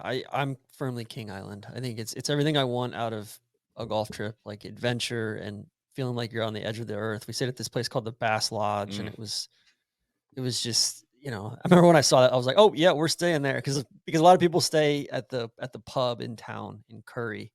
There's a great little bakery there, and there's the IGA and all that. But sitting in that sauna with you guys and just out in that hot tub was pretty cool. I mean, let's describe it. There's electric lines running from the main road specifically for this house that's on the coast. And you can rent it. It's not that crazy expensive to rent it. And if you are taking a guy's trip to King Island, you should stay there. Like, it is so many beds. It's awesome place that was very additive to the entire experience. So, and Wallabies walking straight up to our campfire and all that. And yeah, I'm team King Island. I love having the town there. I love having, just everything we experienced. I got nothing else to add. Sign me up, TC. Let me know when we're going. One of the girls working in the coffee shop said I was the first American she'd met. I was like, I didn't get a chance to follow that up, like ever or like first real American. I was like, huh. You're a cowboy, Neil. I was like, huh, that's pretty cool. If that's true, that's pretty cool, man. So after Cape Wickham, we went down to Ocean Dunes, which TC, you kind of said this coming in. This is the kind of the little stepbrother of Cape Wickham, and kind of the lesser known of the two big gems on King Island. Opened a year after Cape Wickham in 2016, all laid out and done by the homie Graham Grant, who he was a longtime supervisor, club supervisor at Kingston Heath, before finally getting into more like course design. I think the big thing, I mean, we get into some of the specifics, but macro takeaways for me on Ocean Dunes is number one, you really, really, really need a second course like this in order to make the whole thing viable. You know, Cape Wickham is awesome, and I can sit here and say until I'm blue in the face, like it's worth seeing. But man, does that decision just become a lot easier when there's two of them to go hop on the little plane and go see, right? And Ocean Dunes is every bit as worth seeing as Cape Wickham in my mind. So way undersold. Just like emphasize this place was. People were just kind of like, yeah, that's fine, it's fine. Oh my god, this place was way undersold. Well, we had talked to some people, like we talked to Jamie Kennedy, or from formerly the European Tour, now of Discovery and Golf Digest. Like he was very much like, man, like I don't know how this place doesn't get more acclaim. Talked to a few other people, and they all said the same thing of like, I think some of it's because it's like you kind of have to ride, and so I think some of it. But like I went back to prepare for this. I went back and looked in the confidential guide because Cape Wickham's in the gourmet choice. Like Doak shouts it out, and I was thinking, all right, Ocean Dunes, they're gonna shit all over it. Ocean Dunes is like 7s and 8s as far as the ratings go, and if anything, I think it's like neck and neck. They're both. Which, if you're not familiar with the confidential guide, 7s and 8s is really high rating, Yes. right? Like it's not a 70th, it's not a D plus 7 out And of Cape 10. Wickham's a top 100 golf course in the world, and I think if Cape Wickham's a top 100 golf course in the world, then Ocean Dunes is too. I would agree. And I think I almost will go back to some of the stuff I was saying at St. Andrews Beach about like having a hard time processing it in such a short time, where you kind of get out there. Number one is, it sets the tone again for what the whole day is going to be. You've got that big giant bunker on the corner, just kind of laughing at you and, daring you to take it on and messing with your eye and giving you this great view and giving you strategy. And you're like trying to wrap your head around like, okay, there's like 15 different things that I'm thinking about right now, and I just need to focus on trying to get this ball in the fairway. You come around the corner, sensory overload just ramps up even more when you start to like see that peak downhill at the ocean and all kinds of awesome bunkering, and just your brain's kind of on fire trying to figure it out. And by the time you're still kind of trying to process number one, you get to number two, which is a short 4, which again, now your brain's on fire again, trying to figure that one out. Number 3's got a lot going on. Number 4 is probably the most famous hole at Ocean Dunes, the par 3 over the water. And again, you kind of just get into like 1, 2, 3, 4, 5, 6, 7. And you're like, God, is this place like, I can't even like catch my breath. Is this like as good as I think it is? And it's one of those places that, again, it's easy to say this, I know people don't have unlimited time in their schedule, but like you could go take a 4-day trip on King Island, and you got to play each of these like multiple times in order to really get it. And I feel like, God, I had such a great time out there, and I loved truly like every hole out at Ocean Dunes. And I almost felt like sheepish about not being able to see it twice, because it's so far out there, and it is such a journey to get there from where we're coming from, that like it just almost feels like I don't want to say it feels like a waste, but like it just feels like it just really begs you to like come back and see it again. And DJ, well, I think that I loved this part of the trip. I love it when golf takes me somewhere that I wouldn't otherwise go. This is the definition of that. And if you're into a trip with friends or family where you're basically going to have the golf course to yourself. Oh my God. And you can stay in like the ultimate Airbnb, and you can eat good meats and cheeses and crayfish, and spend 2-3 days like bouncing back and forth between these two courses, and get great coffee in this tiny little town. Like, King Island is for you, my friend. It feels like a hack. It feels like you discovered this loophole that like every other golfer should know about. Well, especially with, we were thinking about it. Like, there's a lot of golf stuff. They're doing a lot of stuff in Tasmania, on the east coast of Tasmania. So there's probably a concern like, oh, King Island's going to get skipped over. But for a certain type of golf trip, I think you can play these two courses.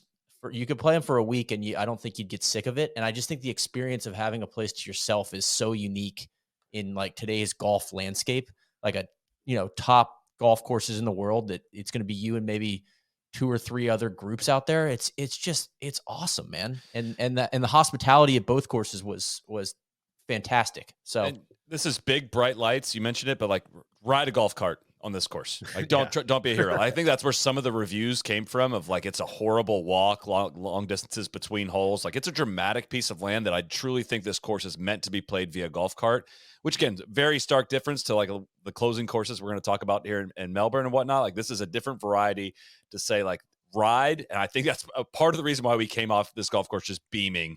One, not beat up by the same wind that we were at Cape Wickham the day before. And two, like riding in a car. Though. It's windy, but it's not the same extent as it is up on the Northern Cape, which I'll say, I think I kept waiting for it to, like I'm sure it got hurt in the ratings by just being, mostly riding, but I think I kept waiting for it to run out of gas when it went away from the coast. Yeah. And I didn't feel like it did at all. No. Some of my favorite holes out there were the ones inland a little bit, and that's always kind of been the knock that I've read. The entire time we were playing it, I was scratching my head of like, how is this place what's the catch? not more notable, and like why aren't people raving about this place and saying like, like it's not a B-side. They're both fucking spectacular. the only thing I would say, I thought 17 was good. 18's a little bit of a letdown. But yeah, just to be fair, like that's if you were going to say like an inland hole, that it kind of leaves you on an anticlimactic note. See the ocean from is 18. Yeah. So that would be fair criticism. And that's, you could argue that's important. Like people walk off a course that's a lot of times that frames your perspective or your memories of like 18, feels like it could have been anywhere. 18 feels like the pushback I guess I would have is like, it feels like you're at the blackjack table for 4 hours and you're just up like $9,000 and then you lose the last hand. It's like, you know what? That's fine. It's time for me to go. Let's call this thing off. It's time for me to get out of here. That what a day. Cause 18, I'm not going to remember too fondly, but there's so much credit in the bank by that point. Well, I think if I can, just real quick, like it hits so hard in the start. Like a dramatic Mad Max hole, I think you would describe it, Neil, like banking par 5 to the ocean. You play 2 along the ocean, 3s along the oceon, 4 right along the ocean, 5, and then you start to come inland. And like the inland holes, when you come in, are still really, really, really good. You get back out to the ocean to start the back 9, 10, 11, and then 12's a fine hole, and then 13 is an awesome short par 4 with this infinity green site, like way up on this bluff. Again, is like looking out on the ocean, but you're away from it now. And that hole was so fun to play. And then you go right to another hole that goes back downhill to this like punch bowl little par 3 from this elevated site with the wind whipping. And again, you have these awesome ocean views from a distance, and you're just like, dude, this does not stop. It does not let up. And somehow that 13-14 part, like it crescendoed all the way up into that part. I was just kind of amazed by that. Well, 13 and 14 are awesome. And then I thought 15 and 16 were both bangers too. I mean, you got that double green on 15 and 12 share a green, and then 16's freaking cool. Like the whole thing, like par 5s are spectacular. I loved it. Yeah. And Cameron, the guy that kind of runs the place, what a legend. Like I wanted to just sit there on the picnic tables and drink beers with him for the next week afterwards. I think I always kind of try to look for like a 3-hole stretch of like what was my favorite 3-hole stretch. I think the coolest part is, I mean, you could truly, you guys, the 5 of you could pick any 3-hole stretch. I have no idea what you would pick. I wrote down 12, 13, 14, just because, I mean, you kind of breeze past 12. Even that is like, it's a cool kind of like Himalayas type par 5. And it's like, that almost like, on a lot of golf courses, that would be the best hole on the golf course. And it doesn't even sniff kind of like one of the top ones on this recap, which is kind of speaks to the whole place. But some of the inland holes had the scale and look of Karn. Yeah. And it's one of the few courses I can like say that about and feel like that's a fair take. I'd also say just a note, if you're looking for a place to ride out the apocalypse, King Island is also the place for you. A lot of we got wallabies everywhere, a lot of food sources. We got, it's just a very unique place, and God, it was awesome. It just blows me away that like Cape Wickham on top100golf.com, Cape Wickham's ranked number 4 in Australia. Ocean Dunes is 15. No. Yeah. And I don't know, Doesn't make sense. yeah, they both, it just feels like, and that's not a slight on Cape Wickham. I think it's a compliment to both of them, What right? They're now? both, Now with a little bit of distance between it, what's your guys' 10-round split between the two? Because I think I'm holding firmly at 5-5. I would love to go back. Would love to play both again. Yeah, just simple. I'm with Controversial you. take. Just don't even want to waste brain power. Just ping pong me back and forth. I'm 6'4" Ocean Dunes, but maybe the only reason I would do more was I would love to see Wickham in a different wind than what we got. That would be more opportunities to see it in a different wind would be my vote. I think I said 7-3 before. Now I'm probably 7-3 what? I was 7-3 Cape Wickham prior, just because I was given a lot of credit for. I thought it was really magical the way that it was routed, like where on that extreme piece of land to not have crazy walks between holes and to I did think 16 left a really bad taste in my mouth on Cape Wickham, but I'm still gonna say like 6-4 Cape Wickham. I'm gonna give it a slight edge. Like shout out to Ocean Dunes too. The bent greens on that, like those greens were so pure. Yeah. They were. Cameron's Randy? a legend. One of the coolest 19 holes too. I want to shout that out. Overlooking shots over the little cliff there. Randy, what's your split? Oh, I'm still very much Ocean Dunes. I think 7-3 or 8-2 Ocean Dunes. I will say, Solly, to your point, would like to get back to Cape Wickham in a different wind. That would probably influence things. So I'll say 7-3 Ocean Dunes. I just found it, the conditioning, the enjoyability, I was way higher for me at Ocean Dunes.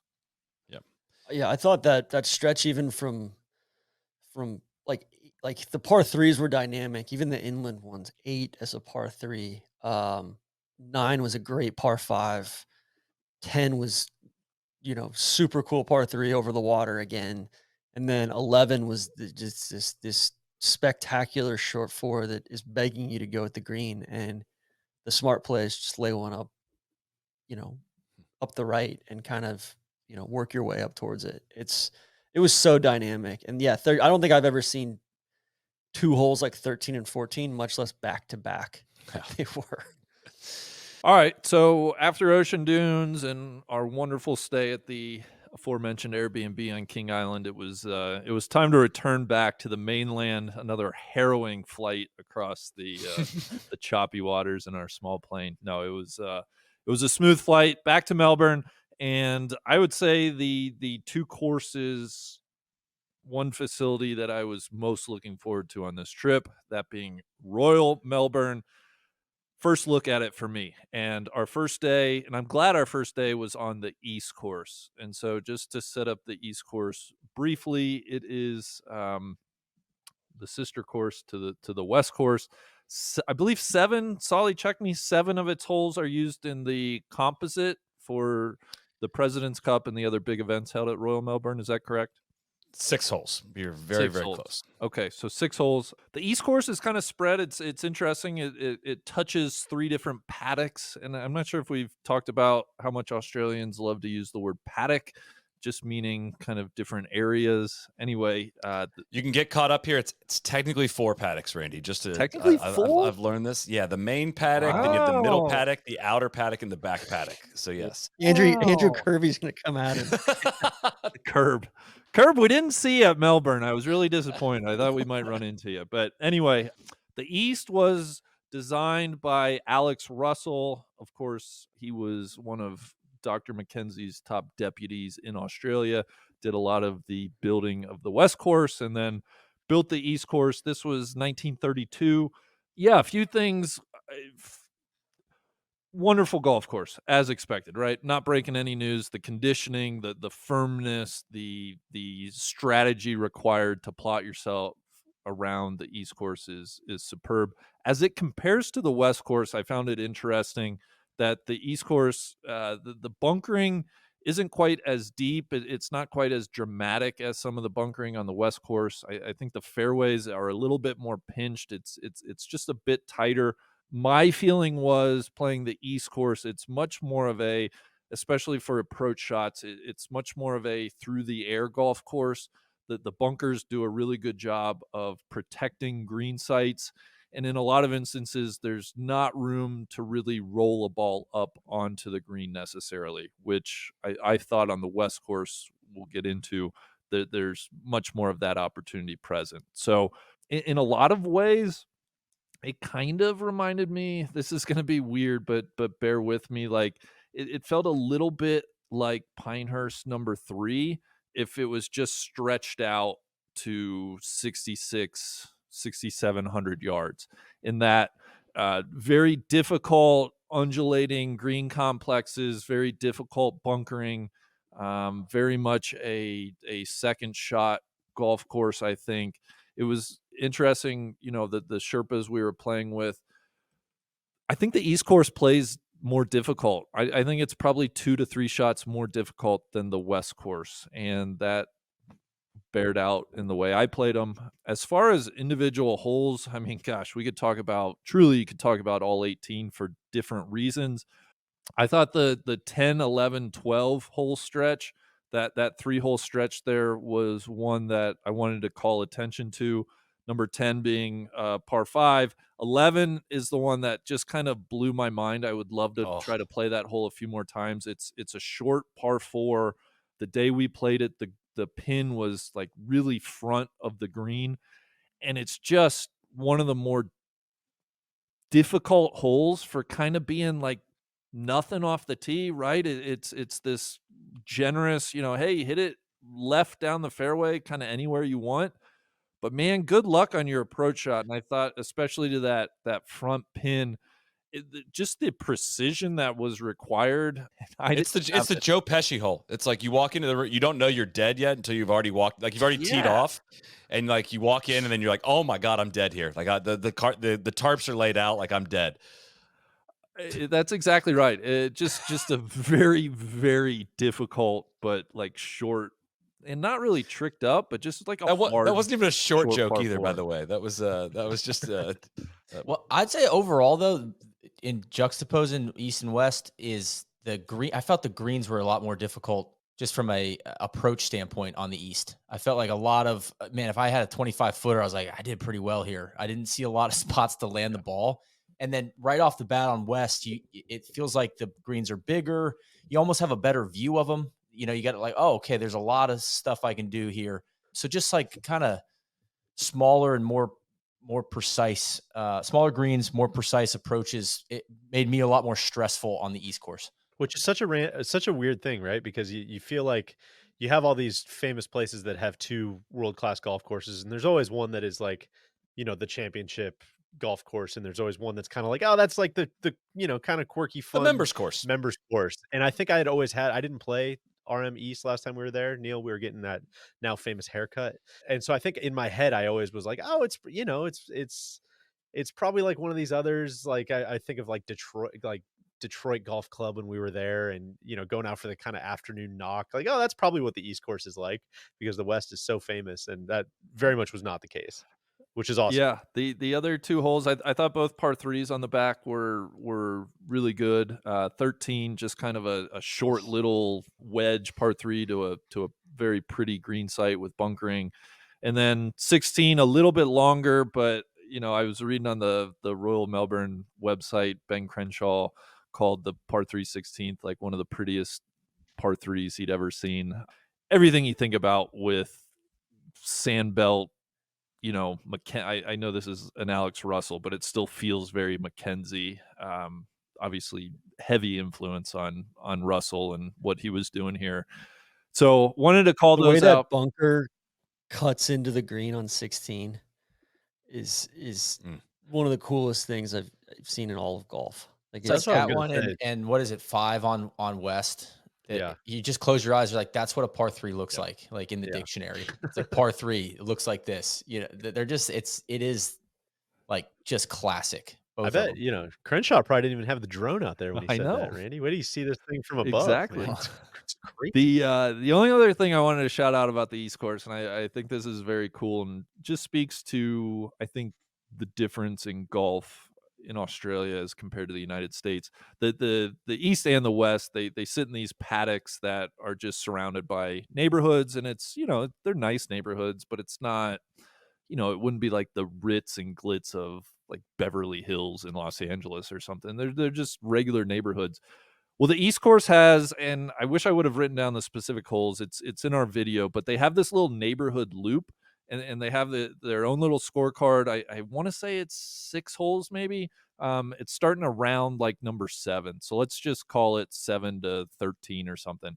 And the people that live in the neighborhoods around the golf course, they're afforded the opportunity to kind of join, quote unquote, join the club under some type of like neighborhood membership level, and essentially what it does, it gets some access, but they're able to kind of, I think, as they please, certainly when the club isn't as busy, they can just walk in and play a little neighborhood loop. They've tucked a little mailbox into the woods, and there are scorecards for the loop. And I'm just thinking, here's Royal Melbourne, one of the composite courses, a top 10 course in the world. If you were to have a similar course in the States, be it, I don't know, Pine Valley or Augusta, can you imagine them just like being cool with people just kind of coming in, come as you please, we trust you, here's a little neighborhood loop you guys can play and just enjoy the golf course? I God, it just is hard for me to not speak effusively enough about, like, that's awesome, and golf needs more of that, and good on Royal Melbourne for being that forward thinking and opening what is like a truly special place to people that otherwise would be totally shut out. So definitely wanted to call out the neighborhood loop. But curious, besides that 10, 11, 12 and the par 3s on the back, what did you guys like as far as holes, and what sticks out to you the most? A couple things on my end of like, I think the going on your theme of paying it forward, Randy, I think what they've done with Sandringham Links as well. Like they Yeah, share great point. a green staff, and they have the Sutton's mix, the same, grass type on Sandy Links, and OCM did that. And, like Solly, you and Ben were saying, really can't tell the difference when you throw the drone up on some of the holes. And, we talked to one of the greenskeepers. She was wonderful. But that, and then I think one of the things that's really interesting about the East is both the start and the finish. I think it's probably one of my favorite sets of part 5s in the world. Like 7, was that 7, 12, and 7, 11, and 10. and or 10, yeah. And I mean, just the way that those holes kind of work, and like we had a right pin on one of them, and like, God, I want to hit that shot again. But 1 and 2, like 1 is super short, but it's not drivable and it's kind of awkward.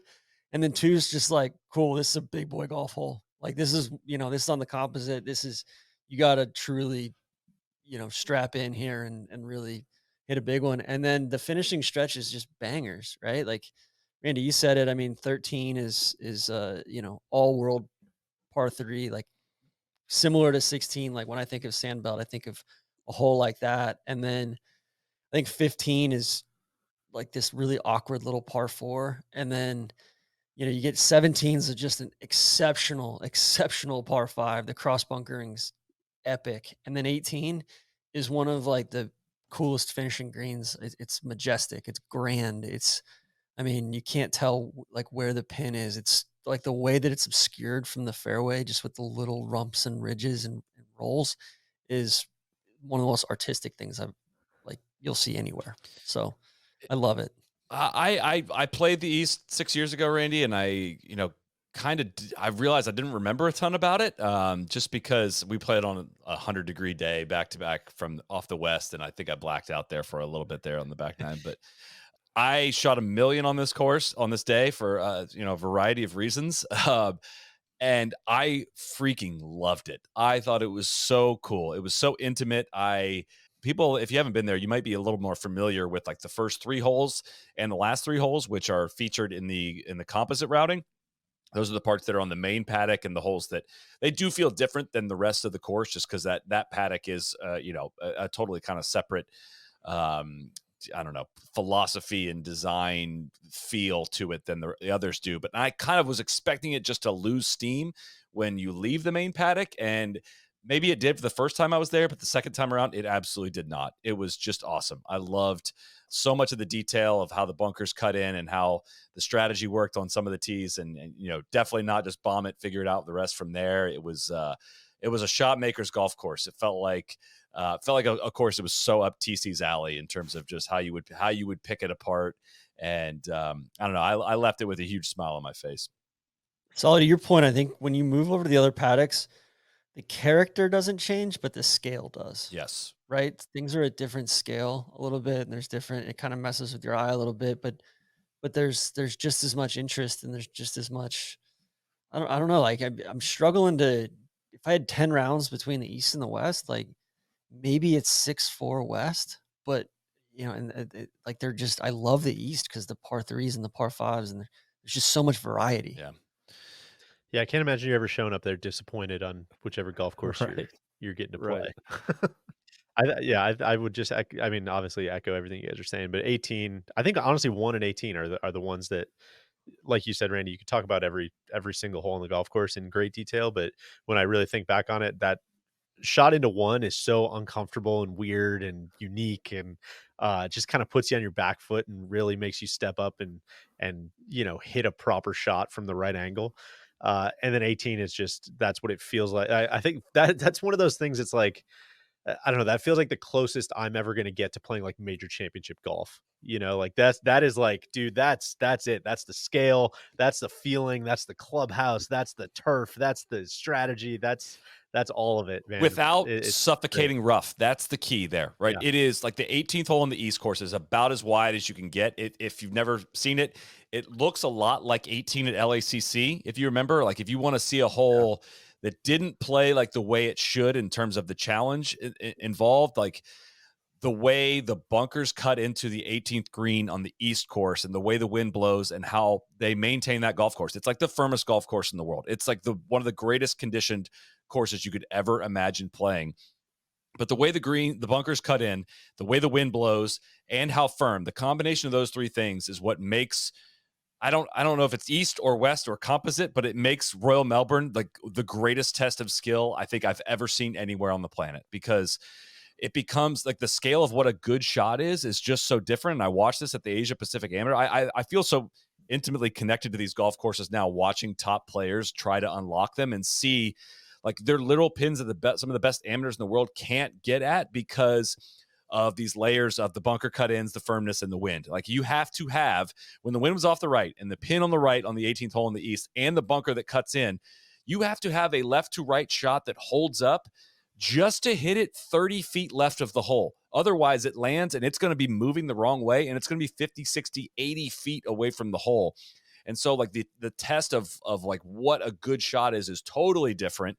And the work you have to put in just to make pars on a course like this is like that's golf to me, way more than just like, oh, it's 118, gun it, boom, let's send it right at the pin. And I don't know, maybe that's not how everyone else sees the game of golf, but like that's what to me is why I'm willing to like say, and I don't know if this part fits in the East course or the West course, but I think it's the composite. It's like the Royal Melbourne composite course, which is 6 holes on the East, 12 holes on the West, is 10 out of 10 for me. And it is tied for first place with Terra Edie and Old Course for my favorite golf course in the world. None of them are better or worse than the other.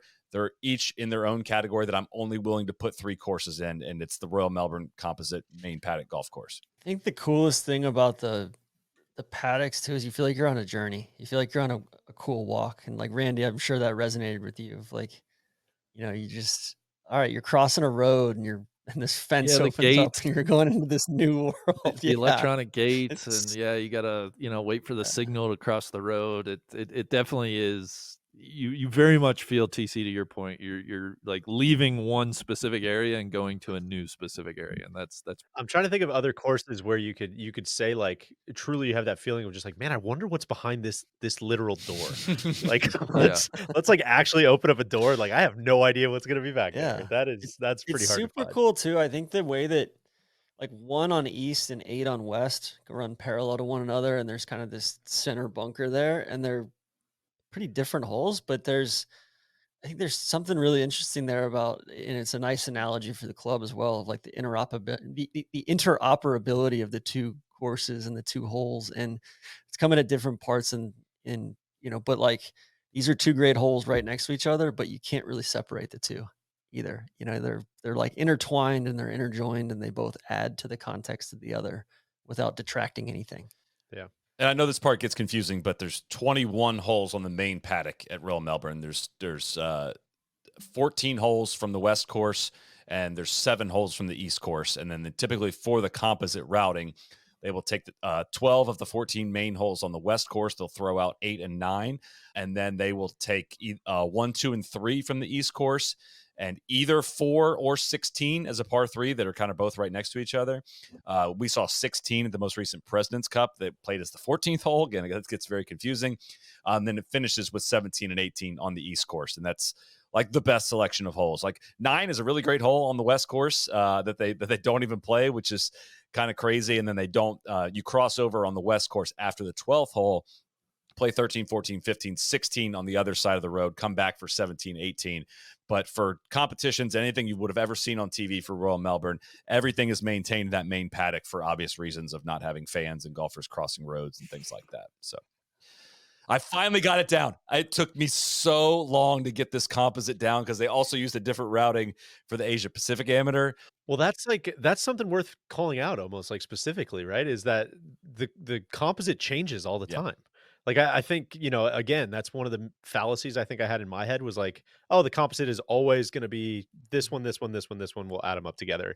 And they kind of change it like depending on the event, depending on the needs, depending on Yeah. it's so sick that they're like, no, we'll just, I don't know, we'll take 18 of the 36 and that'll be this week's composite. So when you hear that, like, just know that, yeah, it's not always the same thing. I'm sure by and large it's a lot, it's mostly the same, but they reserve the right to make whatever they want into the Yeah. composite. And if it's God, I'm just going through confusing, the hole by hole. well, I would say don't go to the composite on their website because I think that Yeah. I don't even know if that's I'm confused on it because you go from like 2 east to 5 west, and I don't even know if that's right because I'm just saying, I think the like 12 and 14 are like 2 holes we haven't really talked about, and like those greens are all world, and there's visual stuff there, and it's just such a for a place that could be, the stodgiest club in the world if they wanted to be. It's not, right? And you never feel out of place or, um, and they I rolled mean, they out. literally like I know this isn't the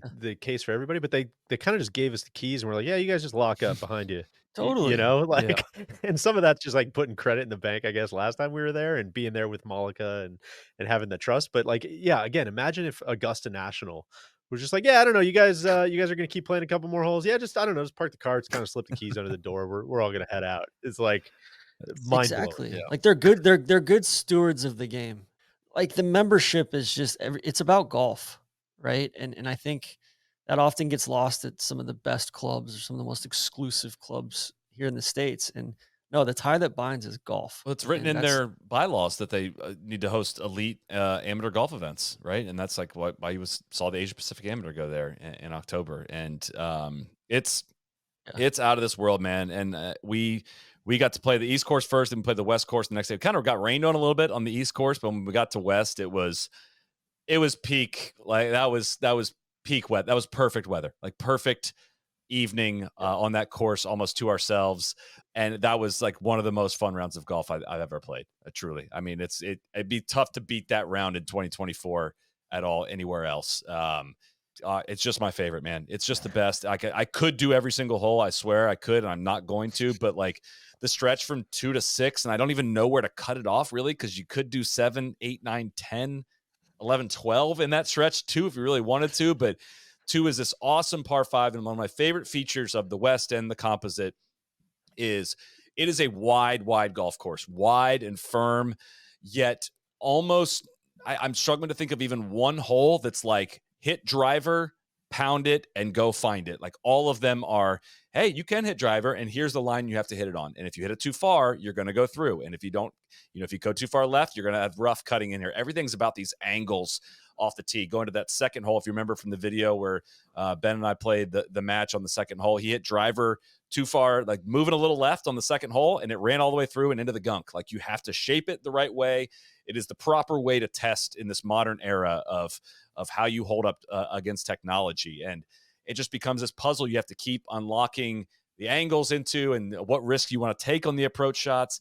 The third hole is a drivable, reachable short 4 that I think is my favorite short 4 in golf. Nobody ever talks about this hole, and I don't understand it. It's you could play it so many different ways. This awesome gutter in front of the green that dictates, like, you don't want to leave yourself the 60-yard shot because you can't play over the gutter. Can't play into it. You got to play short of it. You almost have to, like, putt it through. You could hit driver up there and try to get in the greenside bunker if you draw it far enough left, but you pay a huge price if you draw it too far left and don't get there. It's amazing. It's awesome.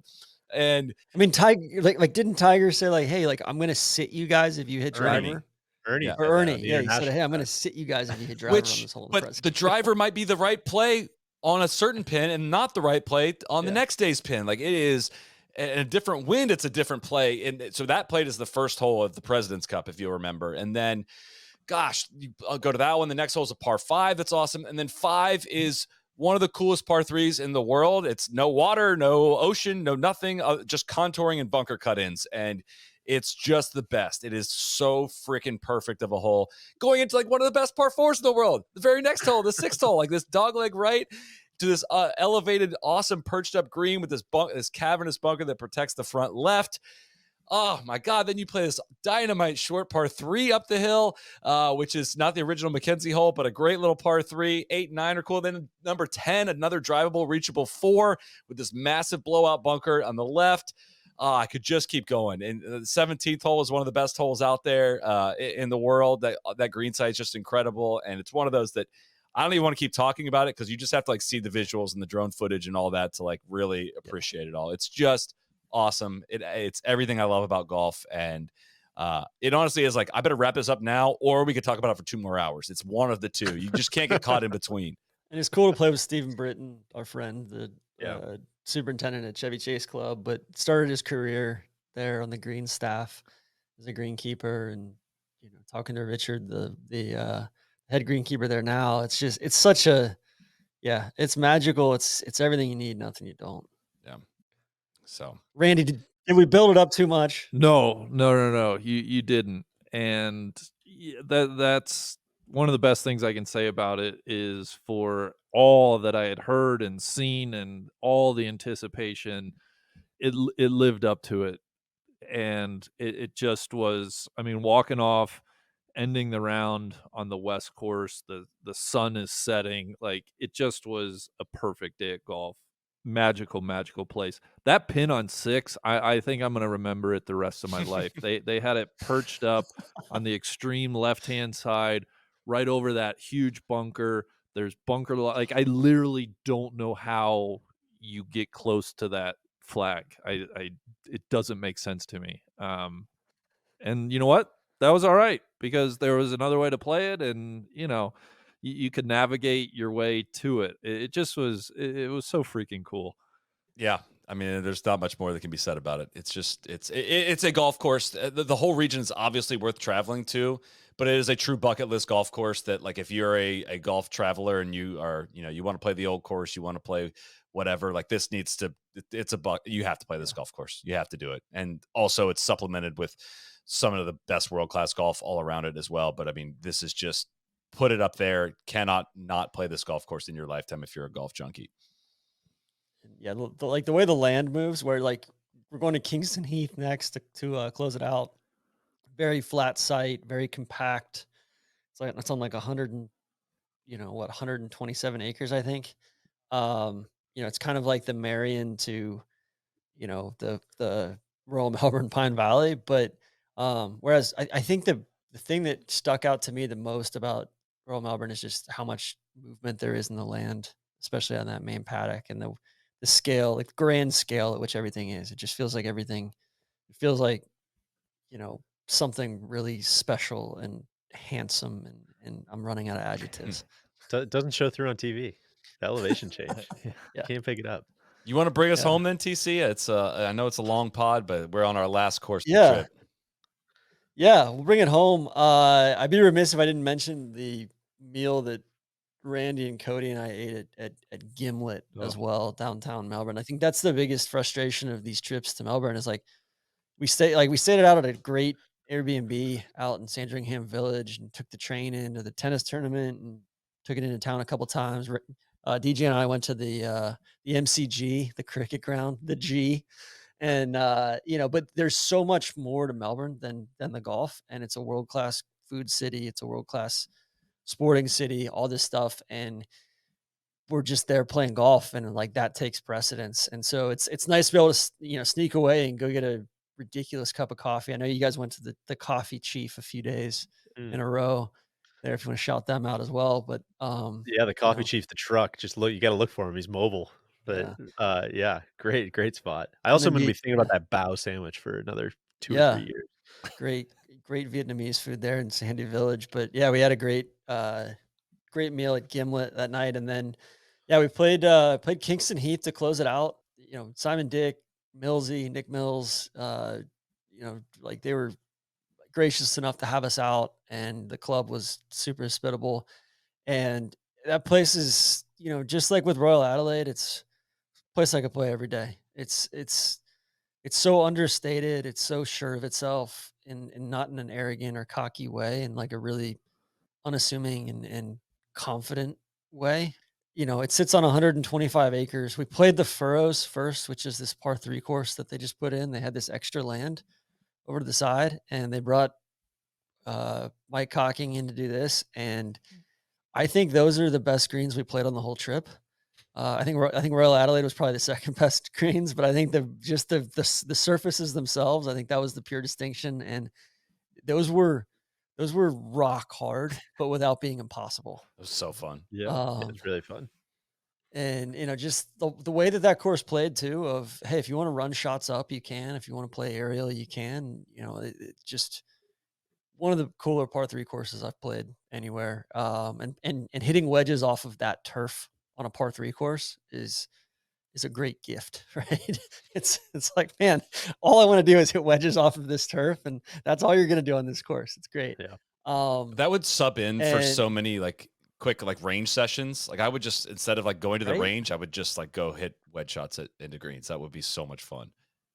Yeah, and I think Kingston Heath, like you've seen it on. Like, it was interesting because I wanted to put this at the end of our trip because this was no offense to St. Andrews Beach. This was kind of the way that our trip started in earnest last time on a cloudy morning and jet lagged, and we were rushed. And, kind of rushed getting out there and getting our feet under us and all that. And so I think showing it in like the proper light and the proper, kind of give it its due, because I think this place is just as good of a golf club and a golf course. It doesn't have the same scale and the same majesty that say Royal Melbourne does, but I think it's got character and it's got such a sense of place that I think sets it apart.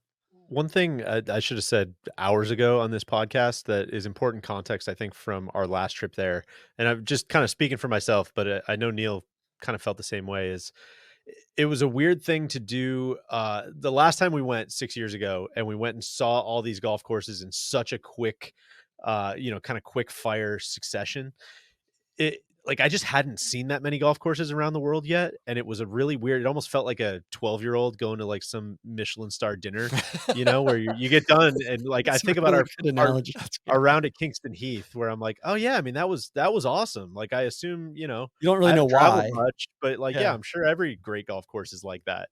And then you travel around for a couple years and you see all these other things and you see some good stuff and you see some bad stuff and you kind of develop a little bit more. I don't know. This sounds like high minded, but you develop a little bit more of a palate or whatever. And then when you come back 6 years later and you see Kingston Heath again, it's like, holy shit, I did not appreciate this place properly the first time I was here. And so having it at the end of this trip was almost like doubly, doubly impactful in that way.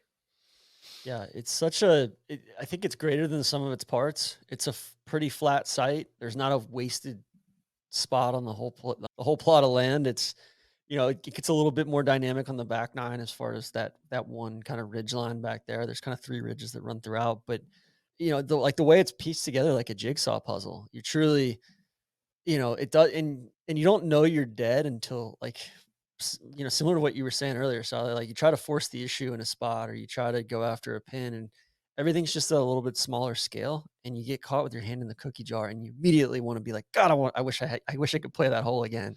Like 3 is a perfect example. I mean, it's Yeah. just you could play that hole 18 times in a row, and like that's a dynamic round of golf. It's this short par 4, and just the way that the dog legs work, and the way that there's these little subtle double dog legs. I don't know. There's 3 par 5s, there's 3 par 3s. It's just there's this loop of the first 6 holes go out, and 6 comes back to the clubhouse, and then you go back out at 7, and you could loop that 6 holes 3 times, and that would be a super, super dynamic one. I think, got 4 green is just filthy. 5's the first par 3, and it sets the tone for the day. 7's a par 5 with this trough in the front that our guy Graham Grant actually added after the fact. Yeah. So sick. And that is such a cool feature. And the fairway bunker, like the bunkering to make you think about it on your second shot is there. And it's just the kind of course where I think the more you play it, the more scar tissue you develop. And you're like, man, like I'm not going to force the issue here. I'm going to play smart golf. I'm going to be tactical. You're thinking about where to place your drive, or you're looking at where the pin is on a 400-yard par 4 when you're on the tee. And I think that's always like the ultimate compliment that I can give a course.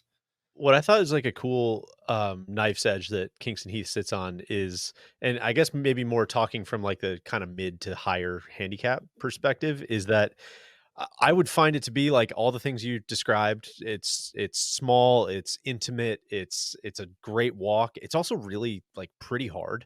I think Yeah. like pretty hard to score, but not in a way that you're ever going to lose golf balls. And I was kind of talking about St. Andrews Beach earlier. I'm like, man, if you ever careered it there, like that would be a really great feeling. I feel this totally the same way about Kingston Yeah. Heath. If you ever solve the puzzle, like that might be the best feeling in golf. But what I would say is like if you aren't solving the puzzle, and if you're just totally outside your you lose your mind and you can't find your swing or whatever, like it's still not going to like waterboard you to death. You're going to make a lot of bogeys and doubles, but not like re-teeing. Oh my god, I'm looking for that ball for 10 minutes. It's none of that stuff. It's just hard in the ways that like you're describing, Tron, where it's like, yeah, you might bump your second or third up next to the green and you might be dead there, but it's a lot different than being dead off the tee 7 times. And it's small and intimate, but at no point do you ever feel like crunched in, or like it's Claustrophobic. yeah, it's got I'll it's push got back this, on that part. That's like that is my critique of it. I mean, it is a little bit of grading a 3-star Michelin restaurant, but I do find Kingston Heath claustrophobic off the tee. I think it is especially coming from Royal Melbourne. Like it does not. I like that. It doesn't invoke I a lot of don't think it feels creativity. claustrophobic. I don't know. Okay. Some of those holes don't. I think Feels that's more what's so cool tactical about for it. sure. I'm not discounting how you're feeling Right. on off the tee at all, but like I am a way worse driver of the golf ball than you, and I didn't feel claustrophobic. So what does that say about like how the course sits in I think your it forces you to be thoughtful. Off yeah, the I tee. feel like it makes you can see it totally different than me. And there's which less is like, drivers in play. really And I don't than there hate are. less drivers. Like I want to be clear on that. My favorite holes are the ones that like really encourage you to you can take on risk with driver, and that balance between laying back and whatnot. It just felt like a couple. I don't know. It felt like a bunch that I'm like, dude, I don't know if I would ever take driver here. Like this is driving iron every time. This is driving iron every time. I struggle with this is a golf course for me that I struggle with this a lot, because if it wasn't ranked so high, I don't know if I would walk off somewhat feeling underwhelmed a little bit. Like it just doesn't fit my eye. And I don't even like putting that thought out there, because that could be a totally personal thing. And it just sounds like, oh, it isn't tailored. you hated Isn't it. It's tailored to okay. my You game, hated so I don't like it. It's not that. It just is. The challenges that I like in golf shots don't really get brought out in this golf course to the extent that it does some other sandbelt experiences I've had. And so I don't rate Kingston Heath as highly. Like it's clearly a rung below both Royal Melbournes for me personally, and just in where I get enjoyment out of golf. But I seem to be kind of in the minority on that one. But I've played it 3 times now, and it doesn't invoke the same feelings as some others. Which is totally fair. I think Yeah. there's stuff too. Like I think the ninth hole is a perfect example, just like 3 at Royal Melbourne of like like distance isn't the thing. It's Ninth not is the my way to favorite. I love challenge. the ninth hole. That was a Yeah. really, really good one. It's awesome, right? It's just this like dogleg left par 4 that like, and I think if you were standing there like DJ, us standing there 6 years ago, like I wouldn't know why I like that hole or what makes it cool or what makes it special. And and like there's just so many layers to the onion at Kingston Heath. I think I've never walked off a golf course. I've played it 4 times now. I've never walked off a golf course, and each time immediately wanted to go back to the tee and also not like I don't even know what I did wrong half the time. I'm just like, God, I need to play that course more so I can figure it out. Like I don't even know how to start deducing what I did wrong. Yeah, I think I would get addicted to playing there, I think, and trying to figure it Yeah. out. I just And then Randy, what did you think? I know you didn't see it last time, but that has to be in your Yeah, wheelhouse. I kind of fall more in line with Solly, I think. Having just played it once, like I would definitely pick Royal Melbourne courses, but that's like what an impossible bar. Like that's Yeah. nothing against Kingston Heath, right? Like Yeah. it's a fabulous golf course. I think there was just something about, well, one, it was the last day of the trip and obviously tired and all of that, but Solly, I feel you on that. Like, I can't really put a finger on why it didn't suit me as much as like Royal Melbourne West or even East, but it didn't. I will say there were 2 holes though, like 15, the par 3. Ignorance is bliss there. Like, what's the big deal? You guys got to remind me. Like, we just hit the green and 2-putt, right? And then I wanted to call out hole 17 just for being like different. The green complex, no bunkering. I thought that was just like a weird little, hey, this isn't quite like the rest of the green complexes, but in a fun way. Those were 2 notes I had on my scorecard as well. Guys, are you still going? I mean, just full transparency. I had to hop off. This is might be a record pod for the NLU squad. You guys 3 got to hop hours on a couple of the Oscars pods.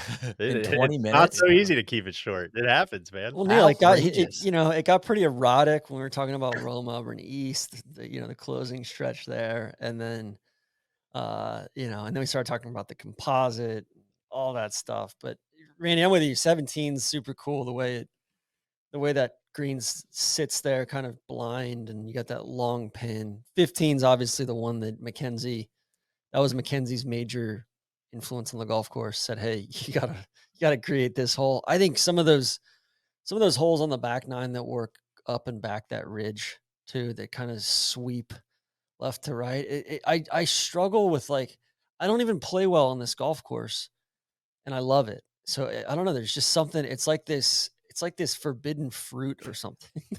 Well, that's the good doctor. That's like his trademark. That's how I This feel. is but this is Pasatiempo. Dan It's like Sutar was the guy that laid it out. Like the good doctor just did, some of the bunkering and mainly did 15.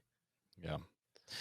It just, for some reason, it doesn't scratch the itch, and I don't want like that. The compare. I'm aware of how unfair it is to compare any golf course to Royal Melbourne, but even I don't know. I'd have to an eye test of like, would I rather play Metro or Kingston Heath? I'd need to see that again to fully put it. Whoa. Really? I don't know. I just like I would need to see it again. Like, we got it on a very extreme day, but like, what kind of itch does it scratch for me? It just, I don't know. It's just a hair underwhelming for where it's ranked. That's just my honest I feedback. guess where I really, I don't think I've ever been to a place that's as fully realized as Kingston Heath. Maybe I don't think the ingredients, like they don't have the land that Royal Melbourne is. Is it as good of a golf course? No, but I think the way that they brought every single piece of value out of that ground. It's the Zach Johnson of golf courses. To put it in terms TC would, I'm sure I'm taking words out of his mouth. It's just scrappy and punches above its weight, and it's there's something really, really cool about The that. interesting comparison to me was Royal Adelaide versus Kingston Yeah. Heath, and I think that's where it's like I I don't know why. I think I would. It's just a preference thing, right? It's subjective, but I think I would maybe pick Royal Adelaide, which is I think interesting. Kingston Heath's just so much more challenging though, and challenging for like, you know, It's double black it feels diamond like for skis, like mogul skiing. yeah, it's just and it challenging in a way that it deceives your eyes. Like it doesn't look challenging, but it's just like you're almost after every green, like, dang, that was like a lot harder than it looked. Why did I go down that run? From the chairlift, that looked like something I could handle. I guess I was wrong. And I'm so excited to watch the pros play this, and granted, I would say a hole like 10, short par 3, tiny little shelf on the 10. front.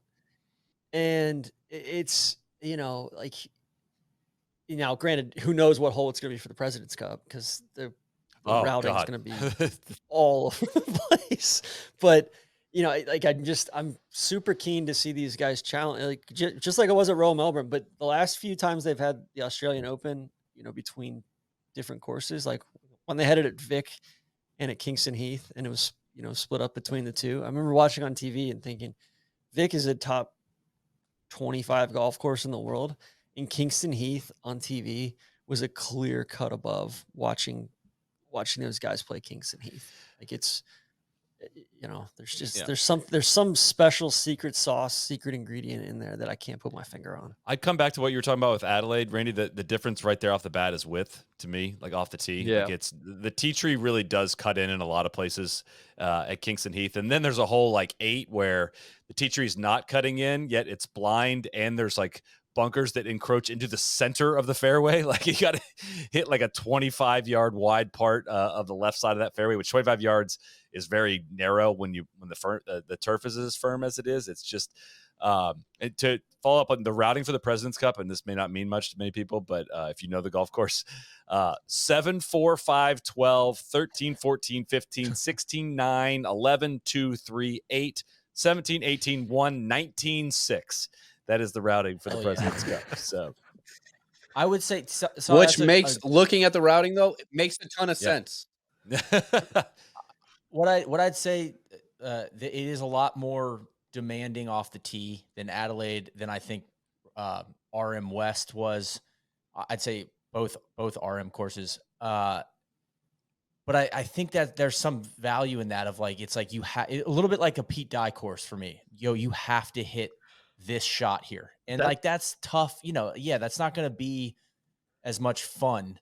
But I think it's the best version of that, like dictating a shot that you have to hit. And that's a really good test of golf. So it's a more complete test maybe than Royal Adelaide, even if I don't like it quite as much playing That's really well said. That's fair. That's what I was thinking is like, TC, I'm with you. It's really hard to put your finger on why I feel this way. But part of me is like, if you want to know who, like every golfer in the world can enter this tournament, and you have to play hickories at Kingston Heath over 72 holes, and whoever wins that tournament is the best golfer in the world. Like straight up, that's how you would identify it. Completely validated. Yeah. Yeah. Right. That's what it would be. That's the or even real test. clubs, not even hickory clubs, just real clubs. Like I think it's a complete test of golf. It doesn't OD on distance, or doesn't OD on putting, or like you have to do everything well. I think also there's just, it's going back to the feeling, constrained or constricted or claustrophobic a little bit. I think there's a difference between feeling constrained by the tea trees and feeling like it's claustrophobic. Like I think my thing is everything feels at scale. The tea trees are low enough, and there's some really cool, like some of those massive trees with the big birds flying in and out of them on really all these courses. Like that's an underrated element of just the lorikeets and the massive gum trees and all those things. It's like TC goes bird watching 2-3 times a week. If you guys didn't know. I think the defining thing for me is like tea tree is like lost ball stuff, and like there's punishment for going offline at golf courses. Like I'm not saying there shouldn't be punishment for going offline. Just when it becomes lost ball penalty is when I switch into a totally different mode of like preservation of making sure that doesn't happen. And that is not as engaging to me in a round of golf as some of the other more wide experiences. Yeah, that's fair. And that's fair. what I was trying to get to with the claustrophobia point was, at no point do I feel like I'm into some corner or like retreading the same piece of the property. Like you're going over all sorts of different stuff, and at no point, and like you could be 30 feet away from where you were prior and have no idea. It's truly maximizing the routing and the piece of, that acreage that they have, I think. And I just want to like sit on the porch and have a southerly buster. Oh, the southerly It's a busters are good- Great hang. fantastic. Solly, the tea tree, it has its pros and cons. You're absolutely right. Like I love it. Like Pinehurst number 2, for instance, you miss the fairway and it's a punishment, but it's not, you'll go out and, I'll shoot 85 out there and not lose a ball. Like I love that as a challenge. But then what the tea tree does bring into play is I love like Bandon Trails, where you feel like every hole is its own environment. And to think that I feel that way at Kingston Heath, and it's on the tightest piece of property in a neighborhood, is just, it's not out on the coast of Oregon. Right. It's in a freaking neighborhood, and it's like every hole you're like, whoa, what is this? I didn't know this was coming next. Like it feels like a walk in the woods, and I think the tea tree helps with that. So it gives and it takes away. Giveth and taketh at the same time. Yeah, I think that's fair. All right, guys, that is 3.5 hours on Australian. Three more things. This meeting was supposed to be 2 hours long, but listen, Australian golf brings out a lot of passion, I think, for all of us. It was a highlight season. I hope you get a chance to tune in and watch it on YouTube out April 17th, which this podcast is coming out extremely close to that date. I'm assuming we're recording this about a month in advance. So almost assuredly nothing's going to be outdate on this conversation by then. But with that, we're going to wrap it. Thank you, everyone, for tuning in this long with us, and hope everyone tunes in. Shout out to our friends at Precision Pro for sponsoring Season 9 of Torah Sauce, and cannot wait for the world to see this.